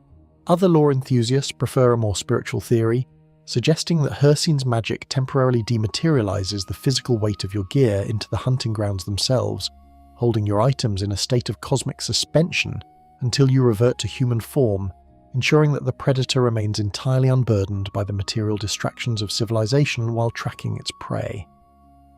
Setting the grand cosmic theories aside, the practical economic advantages of this massive carrying capacity completely redefine the entire mercantile loop of the game world. Imagine the pure, unadulterated joy of clearing out a massive bandit stronghold like Silent Moon's camp. Normally, a standard human character has to leave behind thousands of septims worth of iron kettles, bandit armour, and iron warhammers simply because they lack the physical strength to carry them to a market. As a werewolf, you don't leave a single scrap behind.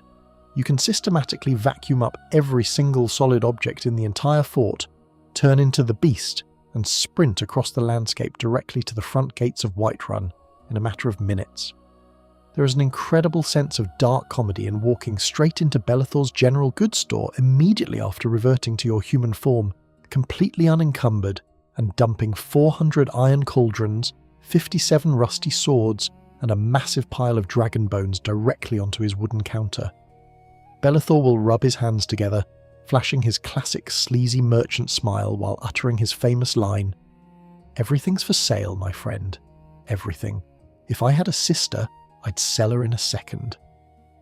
He has absolutely no idea that the modest traveller standing before him just hauled a literal ton of industrial scrap metal across 2 holds by turning into a terrifying monster of myth and swallowing it whole.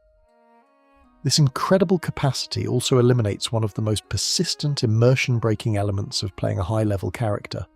We have all experienced the deep irritation of having to constantly interrupt an epic, narrative-driven questline just to manage our inventory weight, fast-travelling back and forth between a dungeon and a city like a magical fantasy garbage collector. The werewolf completely breaks this cycle of administrative misery.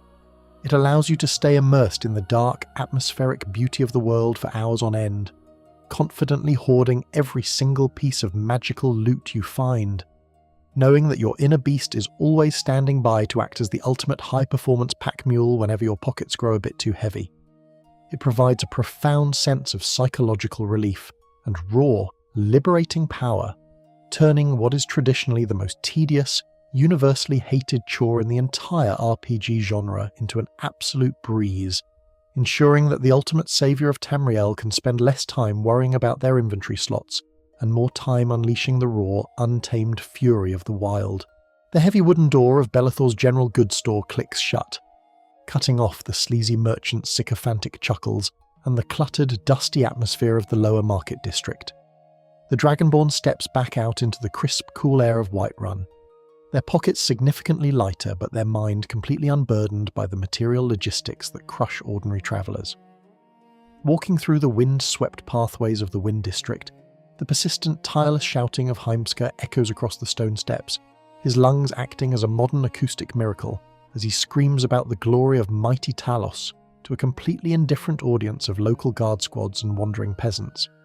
It is a familiar, comforting routine of urban life, a structured illusion of safety and civilization that the city maintains with absolute rigidity. Yet, as the hero ascends the wooden stairs leading past the grand, overturned mead hall of Jorvaskr, the ambient sounds of the city begin to give way to something far more ancient, heavy, and secretive. The path winds upward toward the towering monolithic structure of the Skyforge, perched like a colossal black bird of prey overlooking the entire volcanic tundra. Up here, the legendary blacksmith Yorland Greymane stands silhouetted against the roaring orange flames, his heavy iron hammer slamming rhythmically against a red-hot sheet of steel, sending a cascade of brilliant sparks flying into the midnight sky. It is a mesmerizing, soothing sight that has remained unchanged for decades. However, the true apex perk of the beast blood does not lie upon the stone surface of the forge itself, but hidden directly within the rocky foundations of the hill beneath Yorland's boots. Walking around the back of the massive stone structure, hidden away from the prying eyes of the general public, the Dragonborn approaches a seemingly blank, unremarkable rock face. With a subtle touch, and the silent recognition of the beast blood pulsing within their veins, a hidden mechanism groans, and a massive stone panel smoothly slides aside to reveal a dark, yawning threshold leading straight down into the subterranean belly of the city. Stepping through the opening, the heavy rock door slides shut behind the player with a dull, echoing thud, instantly cutting off the wind and the distant, repetitive rants of Heimska. The Dragonborn enters the Underforge, an exclusive, blood-drenched sanctuary hidden directly beneath the bustling, polite streets of Whiterun. The transition is immediate and profoundly sensory. The air inside this secret chamber is thick, heavy, and claustrophobic, smelling intensely of copper, old rust, dried iron, and the distinct musk-laden scent of predatory beasts. There are no cozy fur rugs, glowing candles, or decorative imperial tapestries to be found here. The architecture is entirely elemental, comprised of raw, rough-hewn volcanic rock that seems to hum with a low, tectonic vibration. In the centre of the cavernous room sits a massive, shallow silver basin, its polished metal edges permanently stained a deep, dark crimson from generations of forbidden rituals. It is a private, deeply atmospheric sanctuary that functions as the ultimate VIP lounge for monsters, completely detached from the rules, morals, and laws of the unsuspecting mortals sleeping in the houses directly above your head. The core in-game fact governing this dark chamber is its absolute hard-coded exclusivity. The Underforge is a highly restricted inner sanctum reserved solely for the Circle, the elite leadership tier of the Companions, which includes Aela, Vilkas, Farkas, and the late Harbinger Kodlak. No regular member of the guild, let alone a common city watchman or Jarl Balgruuf himself, has a single clue that a literal werewolf ritual chamber exists directly within the geographical heart of their capital. Let's be entirely honest, if the local Whiterun real estate market found out that their property values were directly tethered to a secret, Daedric werewolf fight club hiding beneath the local blacksmith's patio, the economy of the hold would completely collapse overnight. The player can utilise this secret space as a permanent, absolute refuge from the tedious demands of the outside world, a place where you can confidently drop your mortal disguise without a single worry of being discovered by a wandering guard or an overly talkative townsperson. To uncover the deeply obscure, historical architecture underlying this hidden cavern, one must study the ancient Nedic lore fragments that predate the arrival of Ysgramor's 500 companions. According to these rare, forgotten accounts, the Skyforge above and the cavernous Underforge beneath it were not constructed by human or elven hands. In fact, when the ancient Mer first discovered the central plains of Skyrim, the massive stone forge and the volcanic chambers below were already completely intact, standing as a silent ancient relic left behind by an unknown primordial power from the Dawn era. The early elves actually fled from the hill in absolute terror, believing the site to be a cursed anomaly that radiated an unholy, reality-warping energy older than their own gods.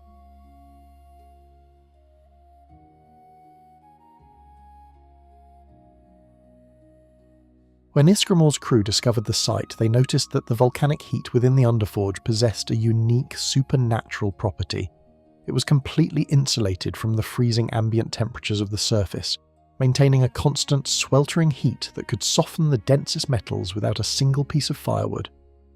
The lore confirms that the Underforge is a literal geological scar where the raw, unfiltered energies of the deep earth bleed directly into the mortal plane, providing a perfectly secure, magically cloaked womb where the curse of Hircine can be nurtured and celebrated far from the corrupting influences of modern civilization.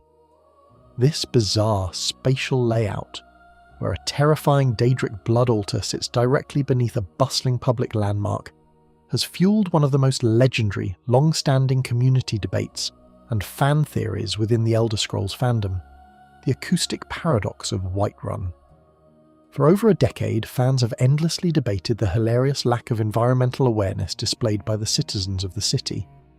If the Dragonborn enters the Underforge and initiates a transformation, Their character lets out a massive earth-shattering werewolf roar that echoes off the stone walls. Yet, if you immediately slide the secret door open and step back out onto the grass, the local citizens walk past you completely unbothered, and Yorland Greymane continues to calmly hammer his iron as if absolutely nothing happened. This glaring discrepancy has given rise to the popular Hircine's acoustic blanket fan theory. The theory suggests that the Underforge is protected by a permanent localized Daedric ward that completely absorbs and dampens any vocal or physical sounds generated inside the chamber, transforming terrifying beastly growls into nothing more than a faint, low rumble that the surface dwellers easily mistake for the standard volcanic activity of the region.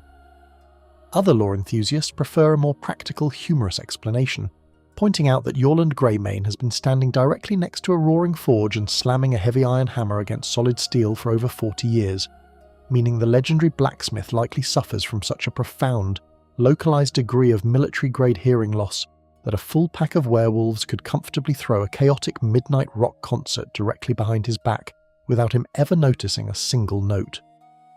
There is an incredible, deeply soothing sense of isolation that washes over the player when hanging out within the dim, shadow-drenched confines of this hidden sanctuary. The relaxed, sleepy cadence of the script perfectly matches the slow, rhythmic clink-clink-clink of Yorland's hammer, echoing down through the stone ceiling like a distant, reassuring heartbeat.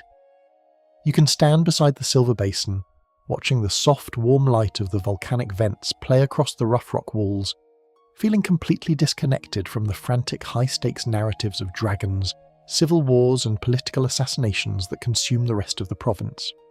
While your loyal follower Lydia is left waiting patiently outside on the wooden steps, completely oblivious, holding onto a mountain of your junk and shivering in the midnight wind, the werewolf can comfortably lounge within a secure private cave that answers to absolutely no one. There is a delightful touch of dark comedic irony in realizing that while the city above spends its days obsessively maintaining pristine, beautiful temples to Kinnereth and arguing over the legality of worshipping Talos, the literal foundation of their entire military prestige is built upon a secret, blood-spattered Daedric cavern. The companions are celebrated as the absolute pinnacle of traditional Nordic honour and heroism, yet their most elite warriors achieve their legendary battlefield dominance by slipping away into a dark hole in the ground to drink blood out of a silver bowl like a collection of overgrown, unholy puppies. It completely exposes the thin, hypocritical boundaries that separate civilization from the wild, reminding the player that true, unyielding power is rarely found out in the open sunlight where laws are made. It is nurtured in the quiet, hidden dark, buried beneath the very stones that society tries so desperately to protect. Ultimately, gaining exclusive access to the Underforge transforms the werewolf experience from a simple, temporary combat mechanic into a deeply rooted geographical lifestyle. It provides the player with a permanent physical home base that perfectly reflects the dual nature of their existence. A secret sanctuary where the beast can shed its human skin and connect with the primal, ancient history of its curse without a single drop of outside interference. It is a flawless blend of atmospheric world-building and satisfying exclusive utility, ensuring that whenever the Dragonborn walks the crowded streets of Whiterun, they can look down at the cobblestones beneath their boots and smile, knowing that the deepest, darkest, and most magnificent secret of the entire province is entirely theirs to keep. The heavy silence of the Underforge fades into a deeply meditative, abstract realm of consciousness as the physical world completely falls away.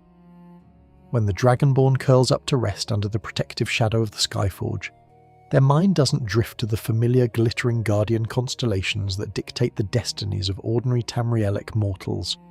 Standard heroes spend their entire lives looking up at the warrior, the thief, or the mage, meticulously grinding their mundane skills by swinging iron swords at training dummies, picking the rusty locks of old chests, or melting down thousands of gold pieces to craft identical iron daggers.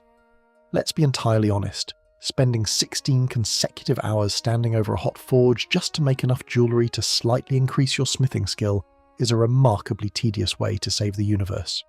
It is a slow, bureaucratic grind that leaves the mortal protagonist feeling more like a middle management accountant than a mythic warrior of legend. But when the beastblood fully matures within the soul, a completely unique, parallel avenue of cosmic progression reveals itself.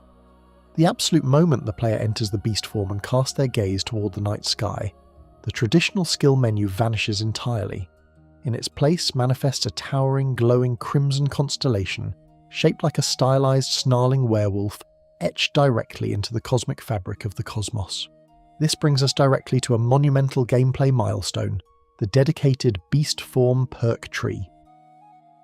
Introduced to the game engine to provide a robust, deeply satisfying progression system for lycanthropes, this tree operates entirely independently of the player's standard character level. You do not earn experience points here by reading dusty skill books or paying costly gold fees to survival trainers in the major cities. Instead, you unlock raw, terrifying upgrades by actively participating in the visceral reality of the hunt, climbing a multi-tiered hierarchy of primal dominance. To discover the deeply obscure astronomical lore underlying this spectral skill menu, one must study the rare, heavily restricted academic treatises compiled by ancient Nedic stargazers, specifically the forbidden manuscript titled The Stellar Shifting of the Man-Beasts. According to these ancient pages, the werewolf constellation that appears in the player's mind is not a mere artistic user interface trick designed for the video game. The text reveals that this specific arrangement of stars represents a literal real-time stellar map of the night sky, as it exists exclusively within Hircine's personal plane of oblivion, the hunting grounds. When the Dragonborn transforms, their spiritual connection to the Daedric Prince temporarily overrides the astrological influence of Nirn's traditional birth signs. The stars of the mortal plane are entirely eclipsed by the predatory geometry of Hircine's sky. Each node on the werewolf perk tree represents a literal glowing star cluster within the Daedric cosmos.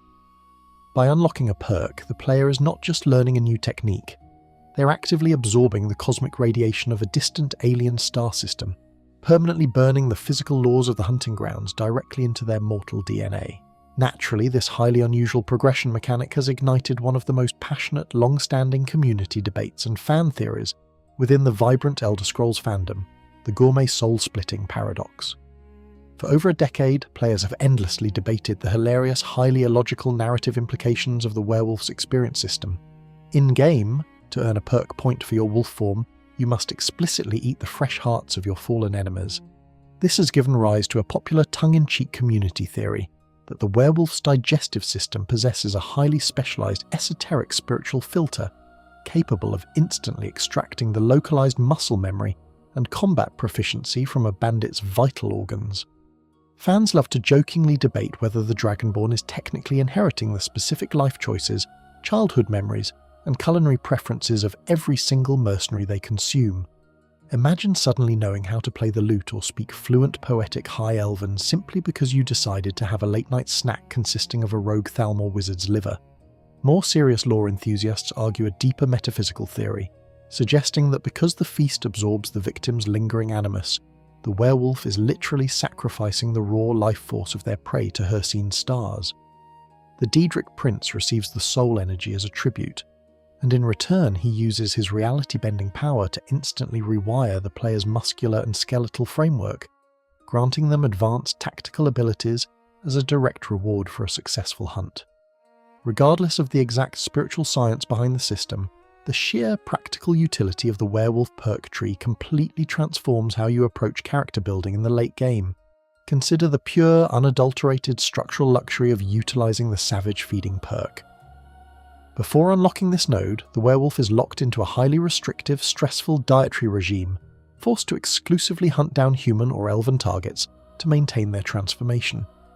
If you happen to be exploring the vast, empty wilderness of the Pale or the volcanic hot springs of Eastmarch, finding a human bandit can sometimes take 20 minutes of tedious jogging.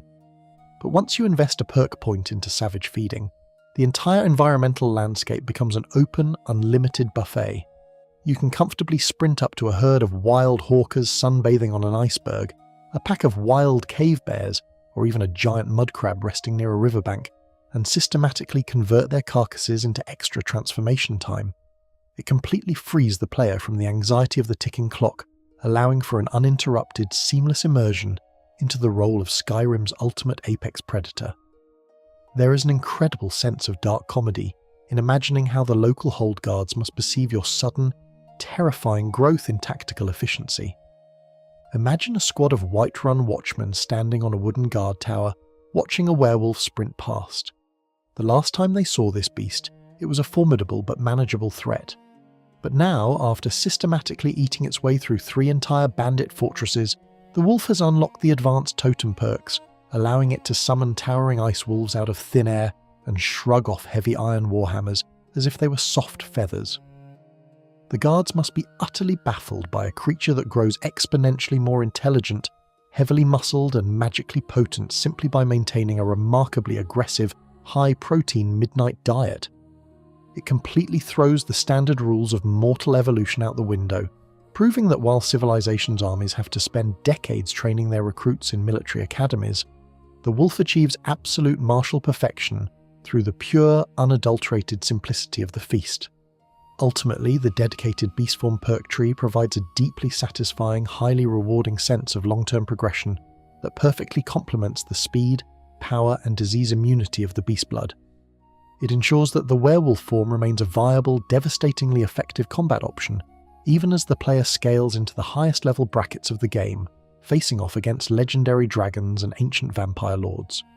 The tree stands as a flawless bridge between rich atmospheric world-building and high-impact gameplay design, reminding the player with every single unlocked node that their power is not bound to the fleeting fragile laws of mortal jarls, but is anchored eternally to the predatory stars of a Daedric paradise. The crimson stars of Hircine's cosmic sky do not merely offer passive evolutionary upgrades to the solitary hunter, they grant the ultimate authority to dictate who or what stands beside you in the absolute chaos of a wilderness battle. Up until this point in our journey through the dark, the werewolf has been defined by a magnificent predatory isolation, a lone force of nature running wild and free across the vast snow-choked plains of the north. But even the most self-reliant apex predator occasionally encounters a situation where the sheer, overwhelming volume of opposition requires a bit of tactical assistance. Imagine the Dragonborn cornered within the deep subterranean courtyard of a massive forsworn stronghold in the Reach. Arrows rain down from high stone parapets like a lethal storm of iron-tipped hail, while a trio of corrupted Briarheart warriors aggressively brandish their dual-wielded axes, their hollow plant-stuffed chests thumping with an unholy druidic magic. In the mortal days, this was the moment you would look to your traditional followers for assistance, only to realise that your current mercenary companion has managed to get their heavy steel boots permanently wedged behind a random wooden dinner table 3 rooms back, completely uselessly shouting combat barks at a solid stone wall. When the Dragonborn tilts their head back and lets loose the communal roar associated with the Totem of Brotherhood, the very laws of spatial dimension are violently cast aside. The sound that escapes the beast's throat drops to a low, subaudible frequency that vibrates through the bedrock of the province, acting as a literal, reality-tearing beacon directed straight into the void. The environment doesn't merely echo with the sound, the atmospheric fabric separating the mortal plane of Nirn from the outer realms of oblivion begins to fracture and buckle. Suddenly, the air directly flanking the player turns an intense, freezing shade of sapphire blue, crackling with a strange localized frost that smells faintly of ancient ozone and decaying pine needles. Out from the solid stone walls and the empty air bleed 2 magnificent translucent spectral pack allies. Shimmering with an ethereal, unearthly blue flame, their phantom eyes glowing like twin supernovas in the dark, these spirit wolves materialize on the battlefield with a fierce, terrifying silent grace, their spectral jaws snapping shut with a force that defies their incorporeal nature. The core in-game fact governing this supernatural manifestation is directly tied to the deep mechanical layers of the Totem of Brotherhood system. Right out of the gate, activating this specific Howl conjures 2 spectral timber wolves that possess a highly aggressive, hard-coded artificial intelligence matrix. These phantom entities completely disregard their own self-preservation, instantly sprinting across the battlefield at blinding speed to tie up enemy archers, disrupt powerful master mages, and absorb devastating power attacks that would otherwise be directed at the player. But the true, terrifying majesty of this mechanic is realised when you invest heavily into the dedicated beast perk tree.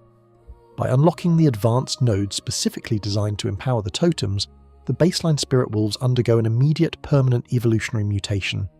The next time you let loose the communal roar, the Veil of Oblivion parts to vomit forth 2 full-fledged towering spectral werewolves.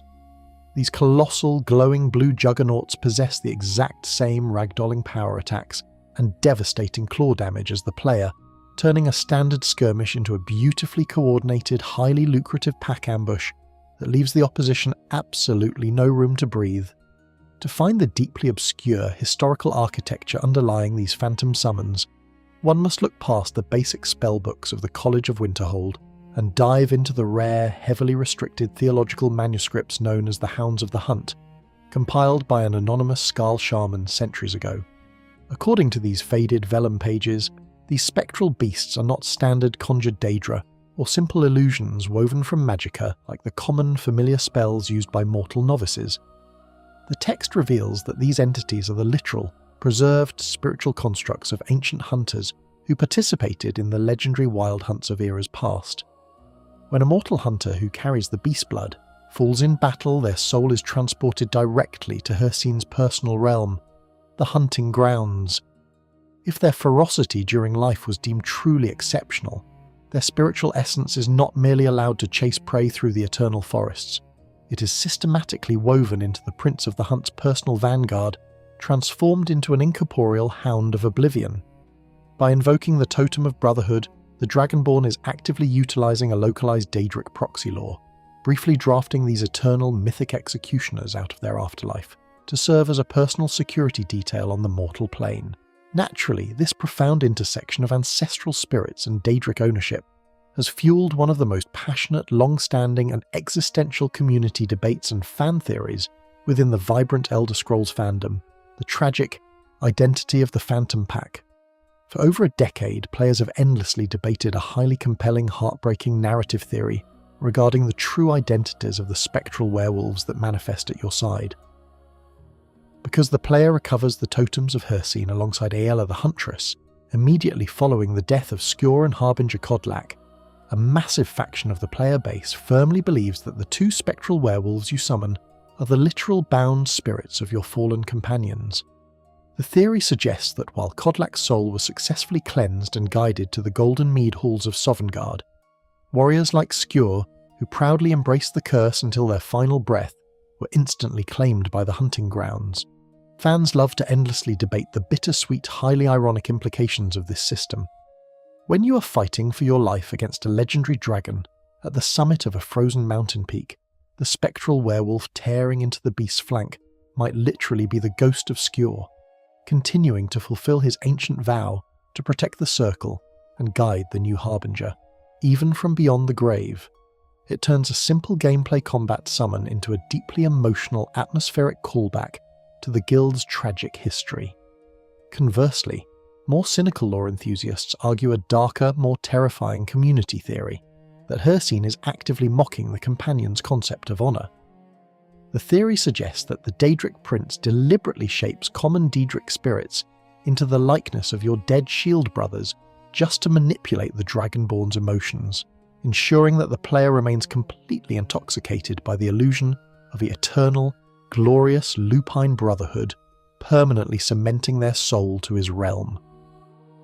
Setting the grand theological debates aside, the practical tactical advantages of utilising this spectral vanguard completely redefine how you manage high-level combat encounters. Let's be entirely honest, standard conjuration magic in Skyrim can often feel remarkably clumsy and slow. A traditional mortal mage has to spend hundreds of points of precious magicka, equip a complex spell in their hands, and go through a long, vulnerable casting animation, just to summon a single Dremora Lord who will immediately spend the first half of the fight loudly complaining about honour, while slowly walking toward the nearest enemy.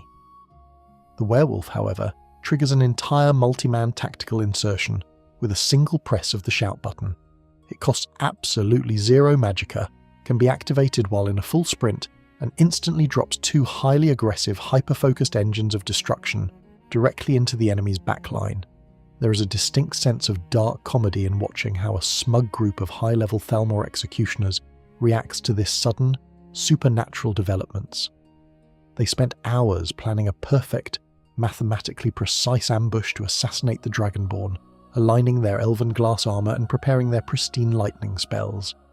Yet, within a single fraction of a second, a massive werewolf lets out a deafening roar, and suddenly two glowing translucent ghost monsters explode out of a nearby bush, completely ignoring their magic wards and aggressively tossing their spellcasters 50 feet into the air like loose leaves in a hurricane.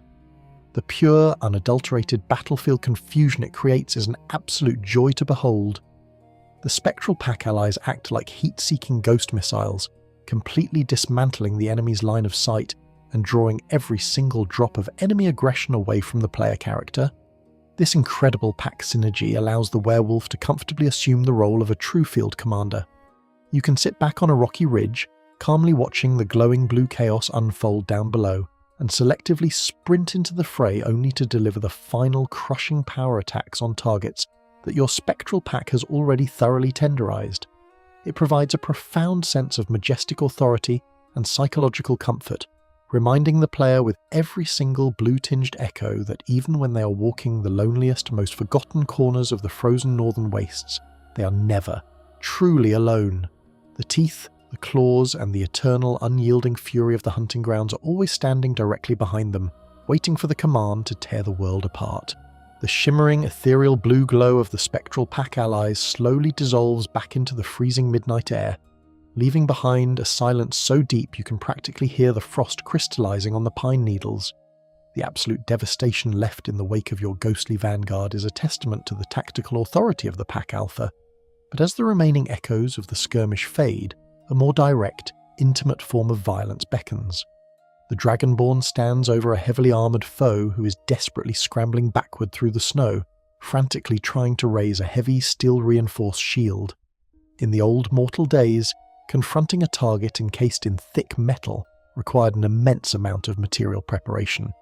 A standard warrior is entirely enslaved to the exhausting cycle of the gear grind. You have to spend hours crouched over a grinding wheel at a blacksmith station, inhaling hot metal shavings and burning coal dust, just to sharpen an iron broadsword. You have to hunt down rare soul gems, trap the souls of innocent mud crabs, and stand before an arcane enchanter to imbue your blade with a faint spark of fire magic, just so it doesn't bounce harmlessly off a bandit chief's iron breastplate. Let's be entirely honest, the sheer amount of administrative paperwork required to make a mortal weapon effective in Skyrim is enough to turn any legendary saviour into a glorified warehouse manager. You're constantly managing your inventory, checking weapon damage numbers, and carrying around a small library of specialised books on smithing techniques just to figure out how to properly hammer a piece of ebony ore. If you don't spend 50 hours crafting 400 identical iron daggers to artificially inflate your smithing skill, your legendary blade will eventually feel about as threatening as a wet noodle when you cross paths with an ancient dragon or a high-level ebony warrior. It is an exhausting, bureaucratic loop that completely strips away the raw, unrefined romance of the wilderness. To make matters worse, weapons can feel incredibly heavy, eating up your precious carrying capacity and forcing you to constantly decide which enchanted mace to leave behind in a dusty dungeon corner. But when the beast blood boils to the absolute surface and the skeletal matrix reorganises itself, the Dragonborn completely outgrows the need for forged steel. The core in-game fact regarding the werewolf's offensive capability is one of the most brilliantly liberating mechanics in the entire role-playing genre. Your base unarmed claw damage scales naturally and automatically based on your character's overall level.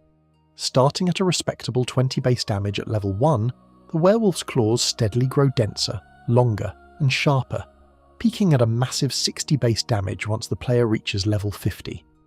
When you factor in the 4 successive ranks of the bestial strength perk from the dedicated beast constellation, this baseline damage is effortlessly doubled, allowing a completely naked, unarmoured werewolf to deliver over 100 points of raw physical devastation with a single, casual swipe of a paw.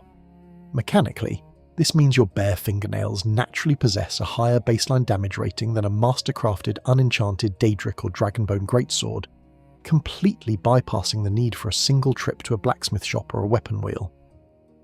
To truly understand the supernatural composition of these organic weapons, one must dive deep into the rarest, most heavily restricted volumes of ancient Nedic anatomy, specifically the esoteric medical journals compiled in the text titled The Physicalities of Werewolves.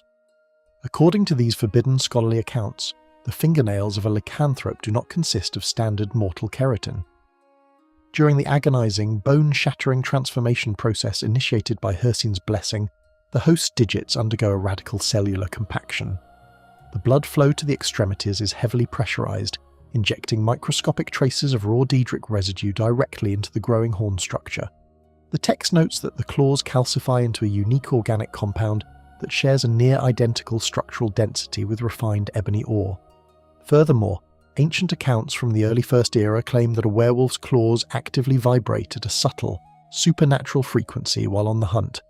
This tectonic micro-vibration allows the razor-sharp edges to slide through standard iron, steel, and even-tempered elven alloys as if they were nothing more than soft, warm butter, systematically destabilizing the molecular bonds of forged armor upon the absolute moment of impact.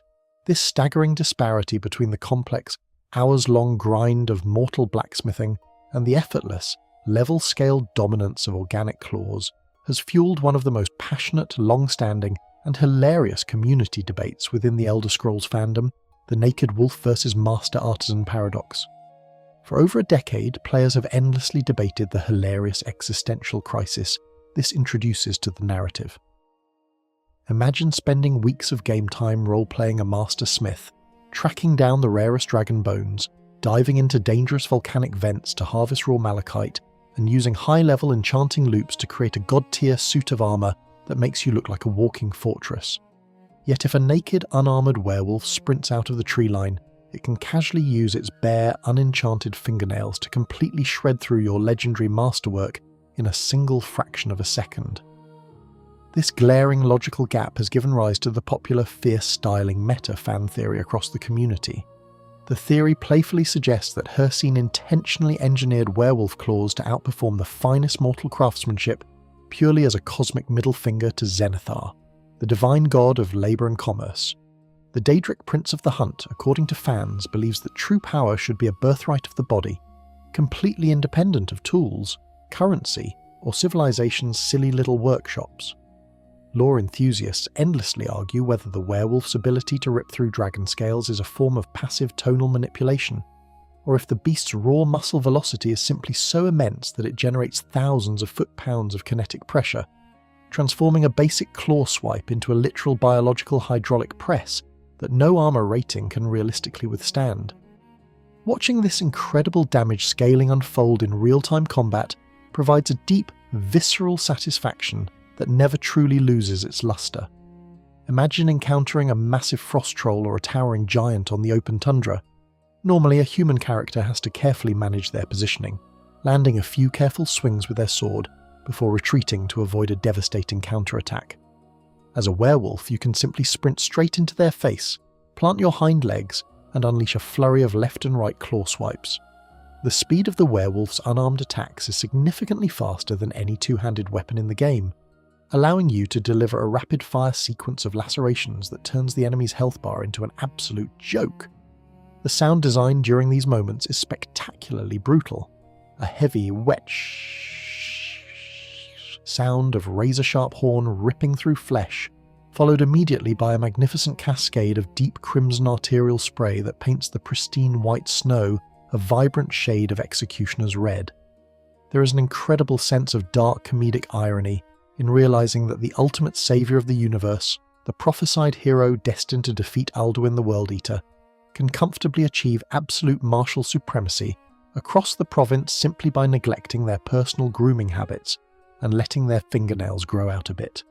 You don't need to worry about buying expensive weapon oils, you don't need to carry around a heavy whetstone, and you certainly don't need to stand around a hot forge like a common peasant just to stay competitive in the late game. The wolf provides everything you need right at the ends of your arms, a permanent, unstrippable, and completely free arsenal of pure destruction that grows more lethal with every single level you gain. It completely redefines your relationship with the environment. When your bare hands are the most dangerous weapons in the province, you look at a heavily fortified fortress or an ancient dragon roost not as a challenge, but as a delightfully simple paper bag waiting to be aggressively torn open. The claws are the ultimate expression of the werewolf's self-reliance, a physical manifestation of the philosophy that the wild needs no tools, no civilization, and no forged compromises to assert its absolute unyielding dominance over the mortal world.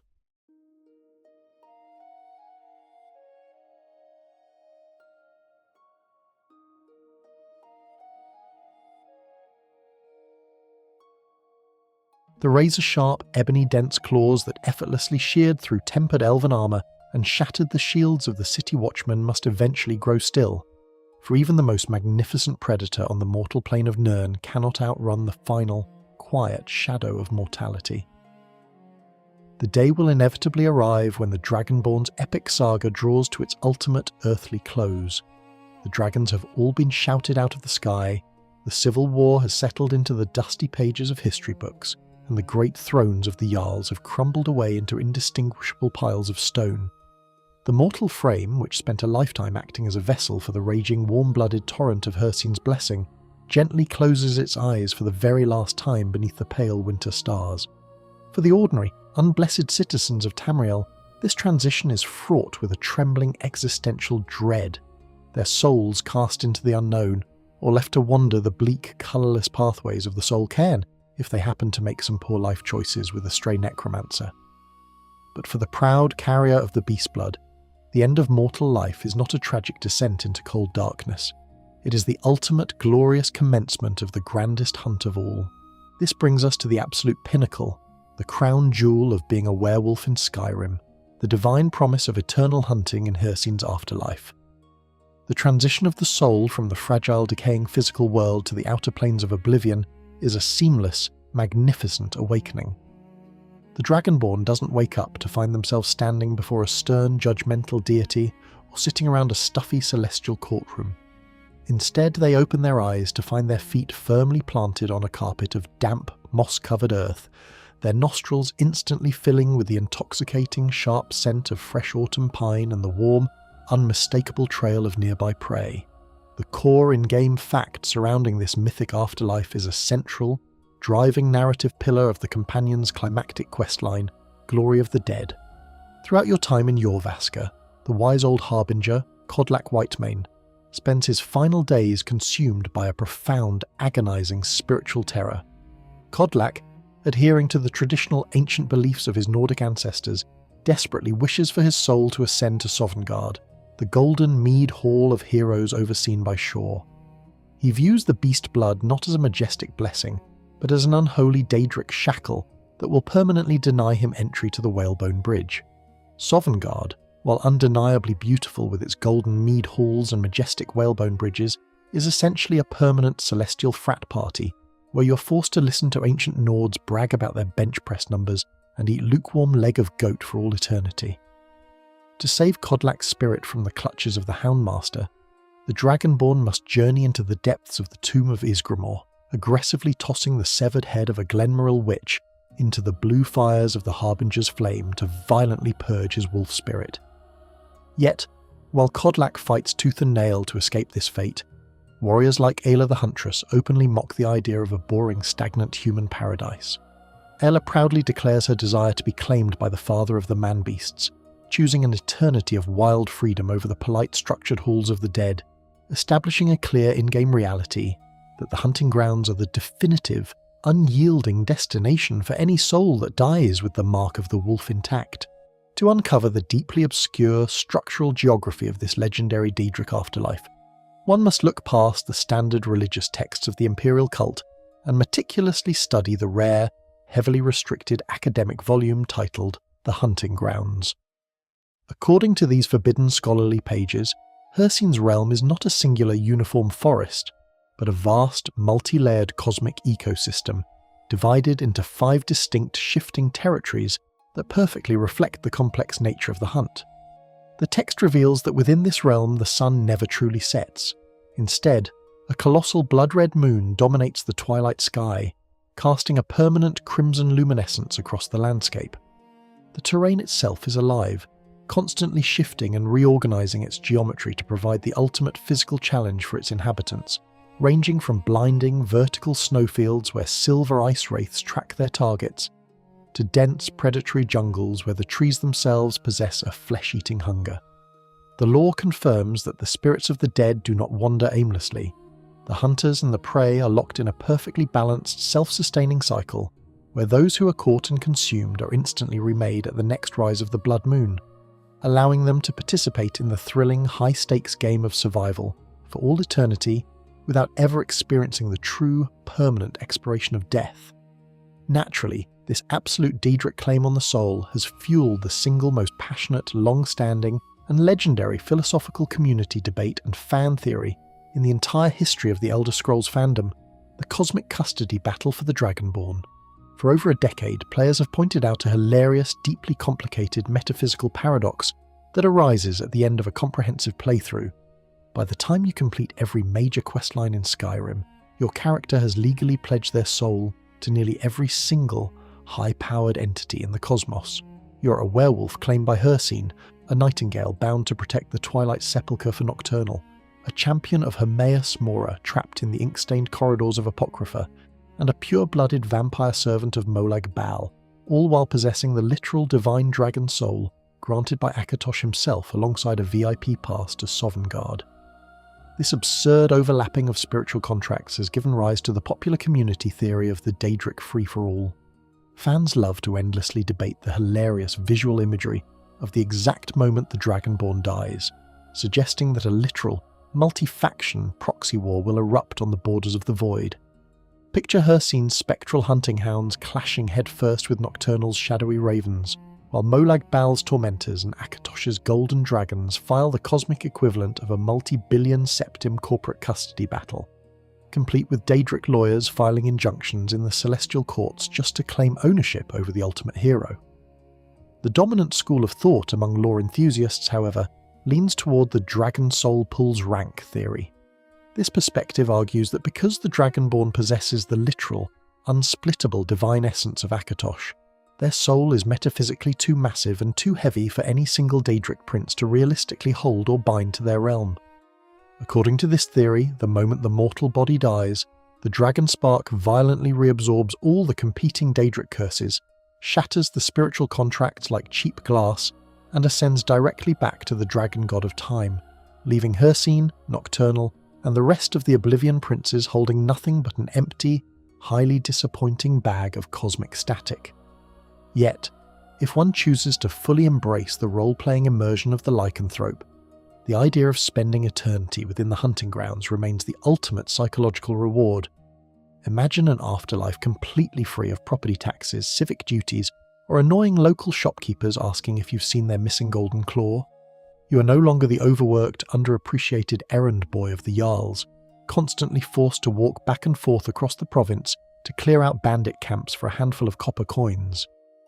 In the realm of Hircine, you are a god of the wild, an apex hunter running shoulder to shoulder with the greatest warriors from every era of Tamriel's history. The infinite sprinting stamina we explored on the tundra of Whiterun, the devastating ragdoll physics of your power attacks, and the absolute disease immunity that kept your blood pristine are no longer temporary magic buffs. They are the permanent baseline laws of your new reality. You can sprint through the endless moonlit forests for 1,000 years without ever feeling a single drop of fatigue, tracking down mythical beasts that make the ancient dragons of Nirn look remarkably small by comparison. There is an incredible, deeply comforting sense of poetic closure in realizing that the werewolf's journey ends exactly where it began, in the wild, untamed dark, far from the suffocating, hypocritical restrictions of mortal civilization. You have spent a lifetime balancing the public prestige of being a heroic savior with the private, blood-drenched reality of the predator. But out here, beneath the permanent heavy gaze of the blood moon, the disguise is no longer required. The thin veneer of laws, morals, and social expectations completely evaporates, leaving behind nothing but the pure, unadulterated essence of the chase. You are the wolf, the pack alpha, the undisputed master of the landscape, running wild and free through an eternal paradise that was engineered from the very beginning to celebrate your absolute dominance. It is a magnificent, satisfying conclusion to a legendary chronicle, a promise that no matter how cold or treacherous the mortal world may have been, the hunt will always endure, and the pack will always find its way back home. The frantic, high-tempo pounding of the wilderness war drums has completely faded now, dissolving into a deep, velvety silence that gently wraps itself around the rugged landscape of Skyrim. The heavy, rhythmic thud-thud-thud of your running paws slows to a gentle, deliberate walk, the damp moss of the forest floor compressing softly beneath your weight as you guide the inner beast back into the protective shadows of the pine groves. The pale, silver moonlight of Secunda and Massa filters down through the dense canopy above, casting long, peaceful shadows across the snow-dusted earth, while the cool night wind whispers a soothing, ancient lullaby through the branches. Every single target has been run down, every boundary of mortal law has been comfortably shattered, and the ultimate predator can finally afford to let the heavy, muscular shoulders relax. Feel the deep, restorative warmth of the beast blood settling quietly within your veins, a steady, pulsing internal bonfire that completely isolates you from the freezing chill of the outside world. There are no more dragons to fight, no more heavy burdens to carry across the holds, and no more tedious demands from a world that will never truly understand the magnificent majesty of your wild freedom. You are completely safe, securely tucked away within the hidden, sacred dark of the Underforge, where the rules of civilization can never hope to reach you. Allow the heavy eyelids to grow pleasantly heavy, letting the vivid imagery of the endless moonlit plains slowly soften and blur into a peaceful dark monochromatic mist. The great blood-red moon of the hunting grounds rises gently on the horizon of your consciousness, promising a tomorrow filled with endless vistas, infinite stamina, and a loyal pack waiting to run by your side beneath the stars. Let the breathing drop to a slow, effortless rhythm, completely synchronizing with the deep, reassuring heartbeat of the ancient earth below. Rest now, legendary tracker, for the wilderness is at absolute peace, and the long, glorious hunt is safely at its end.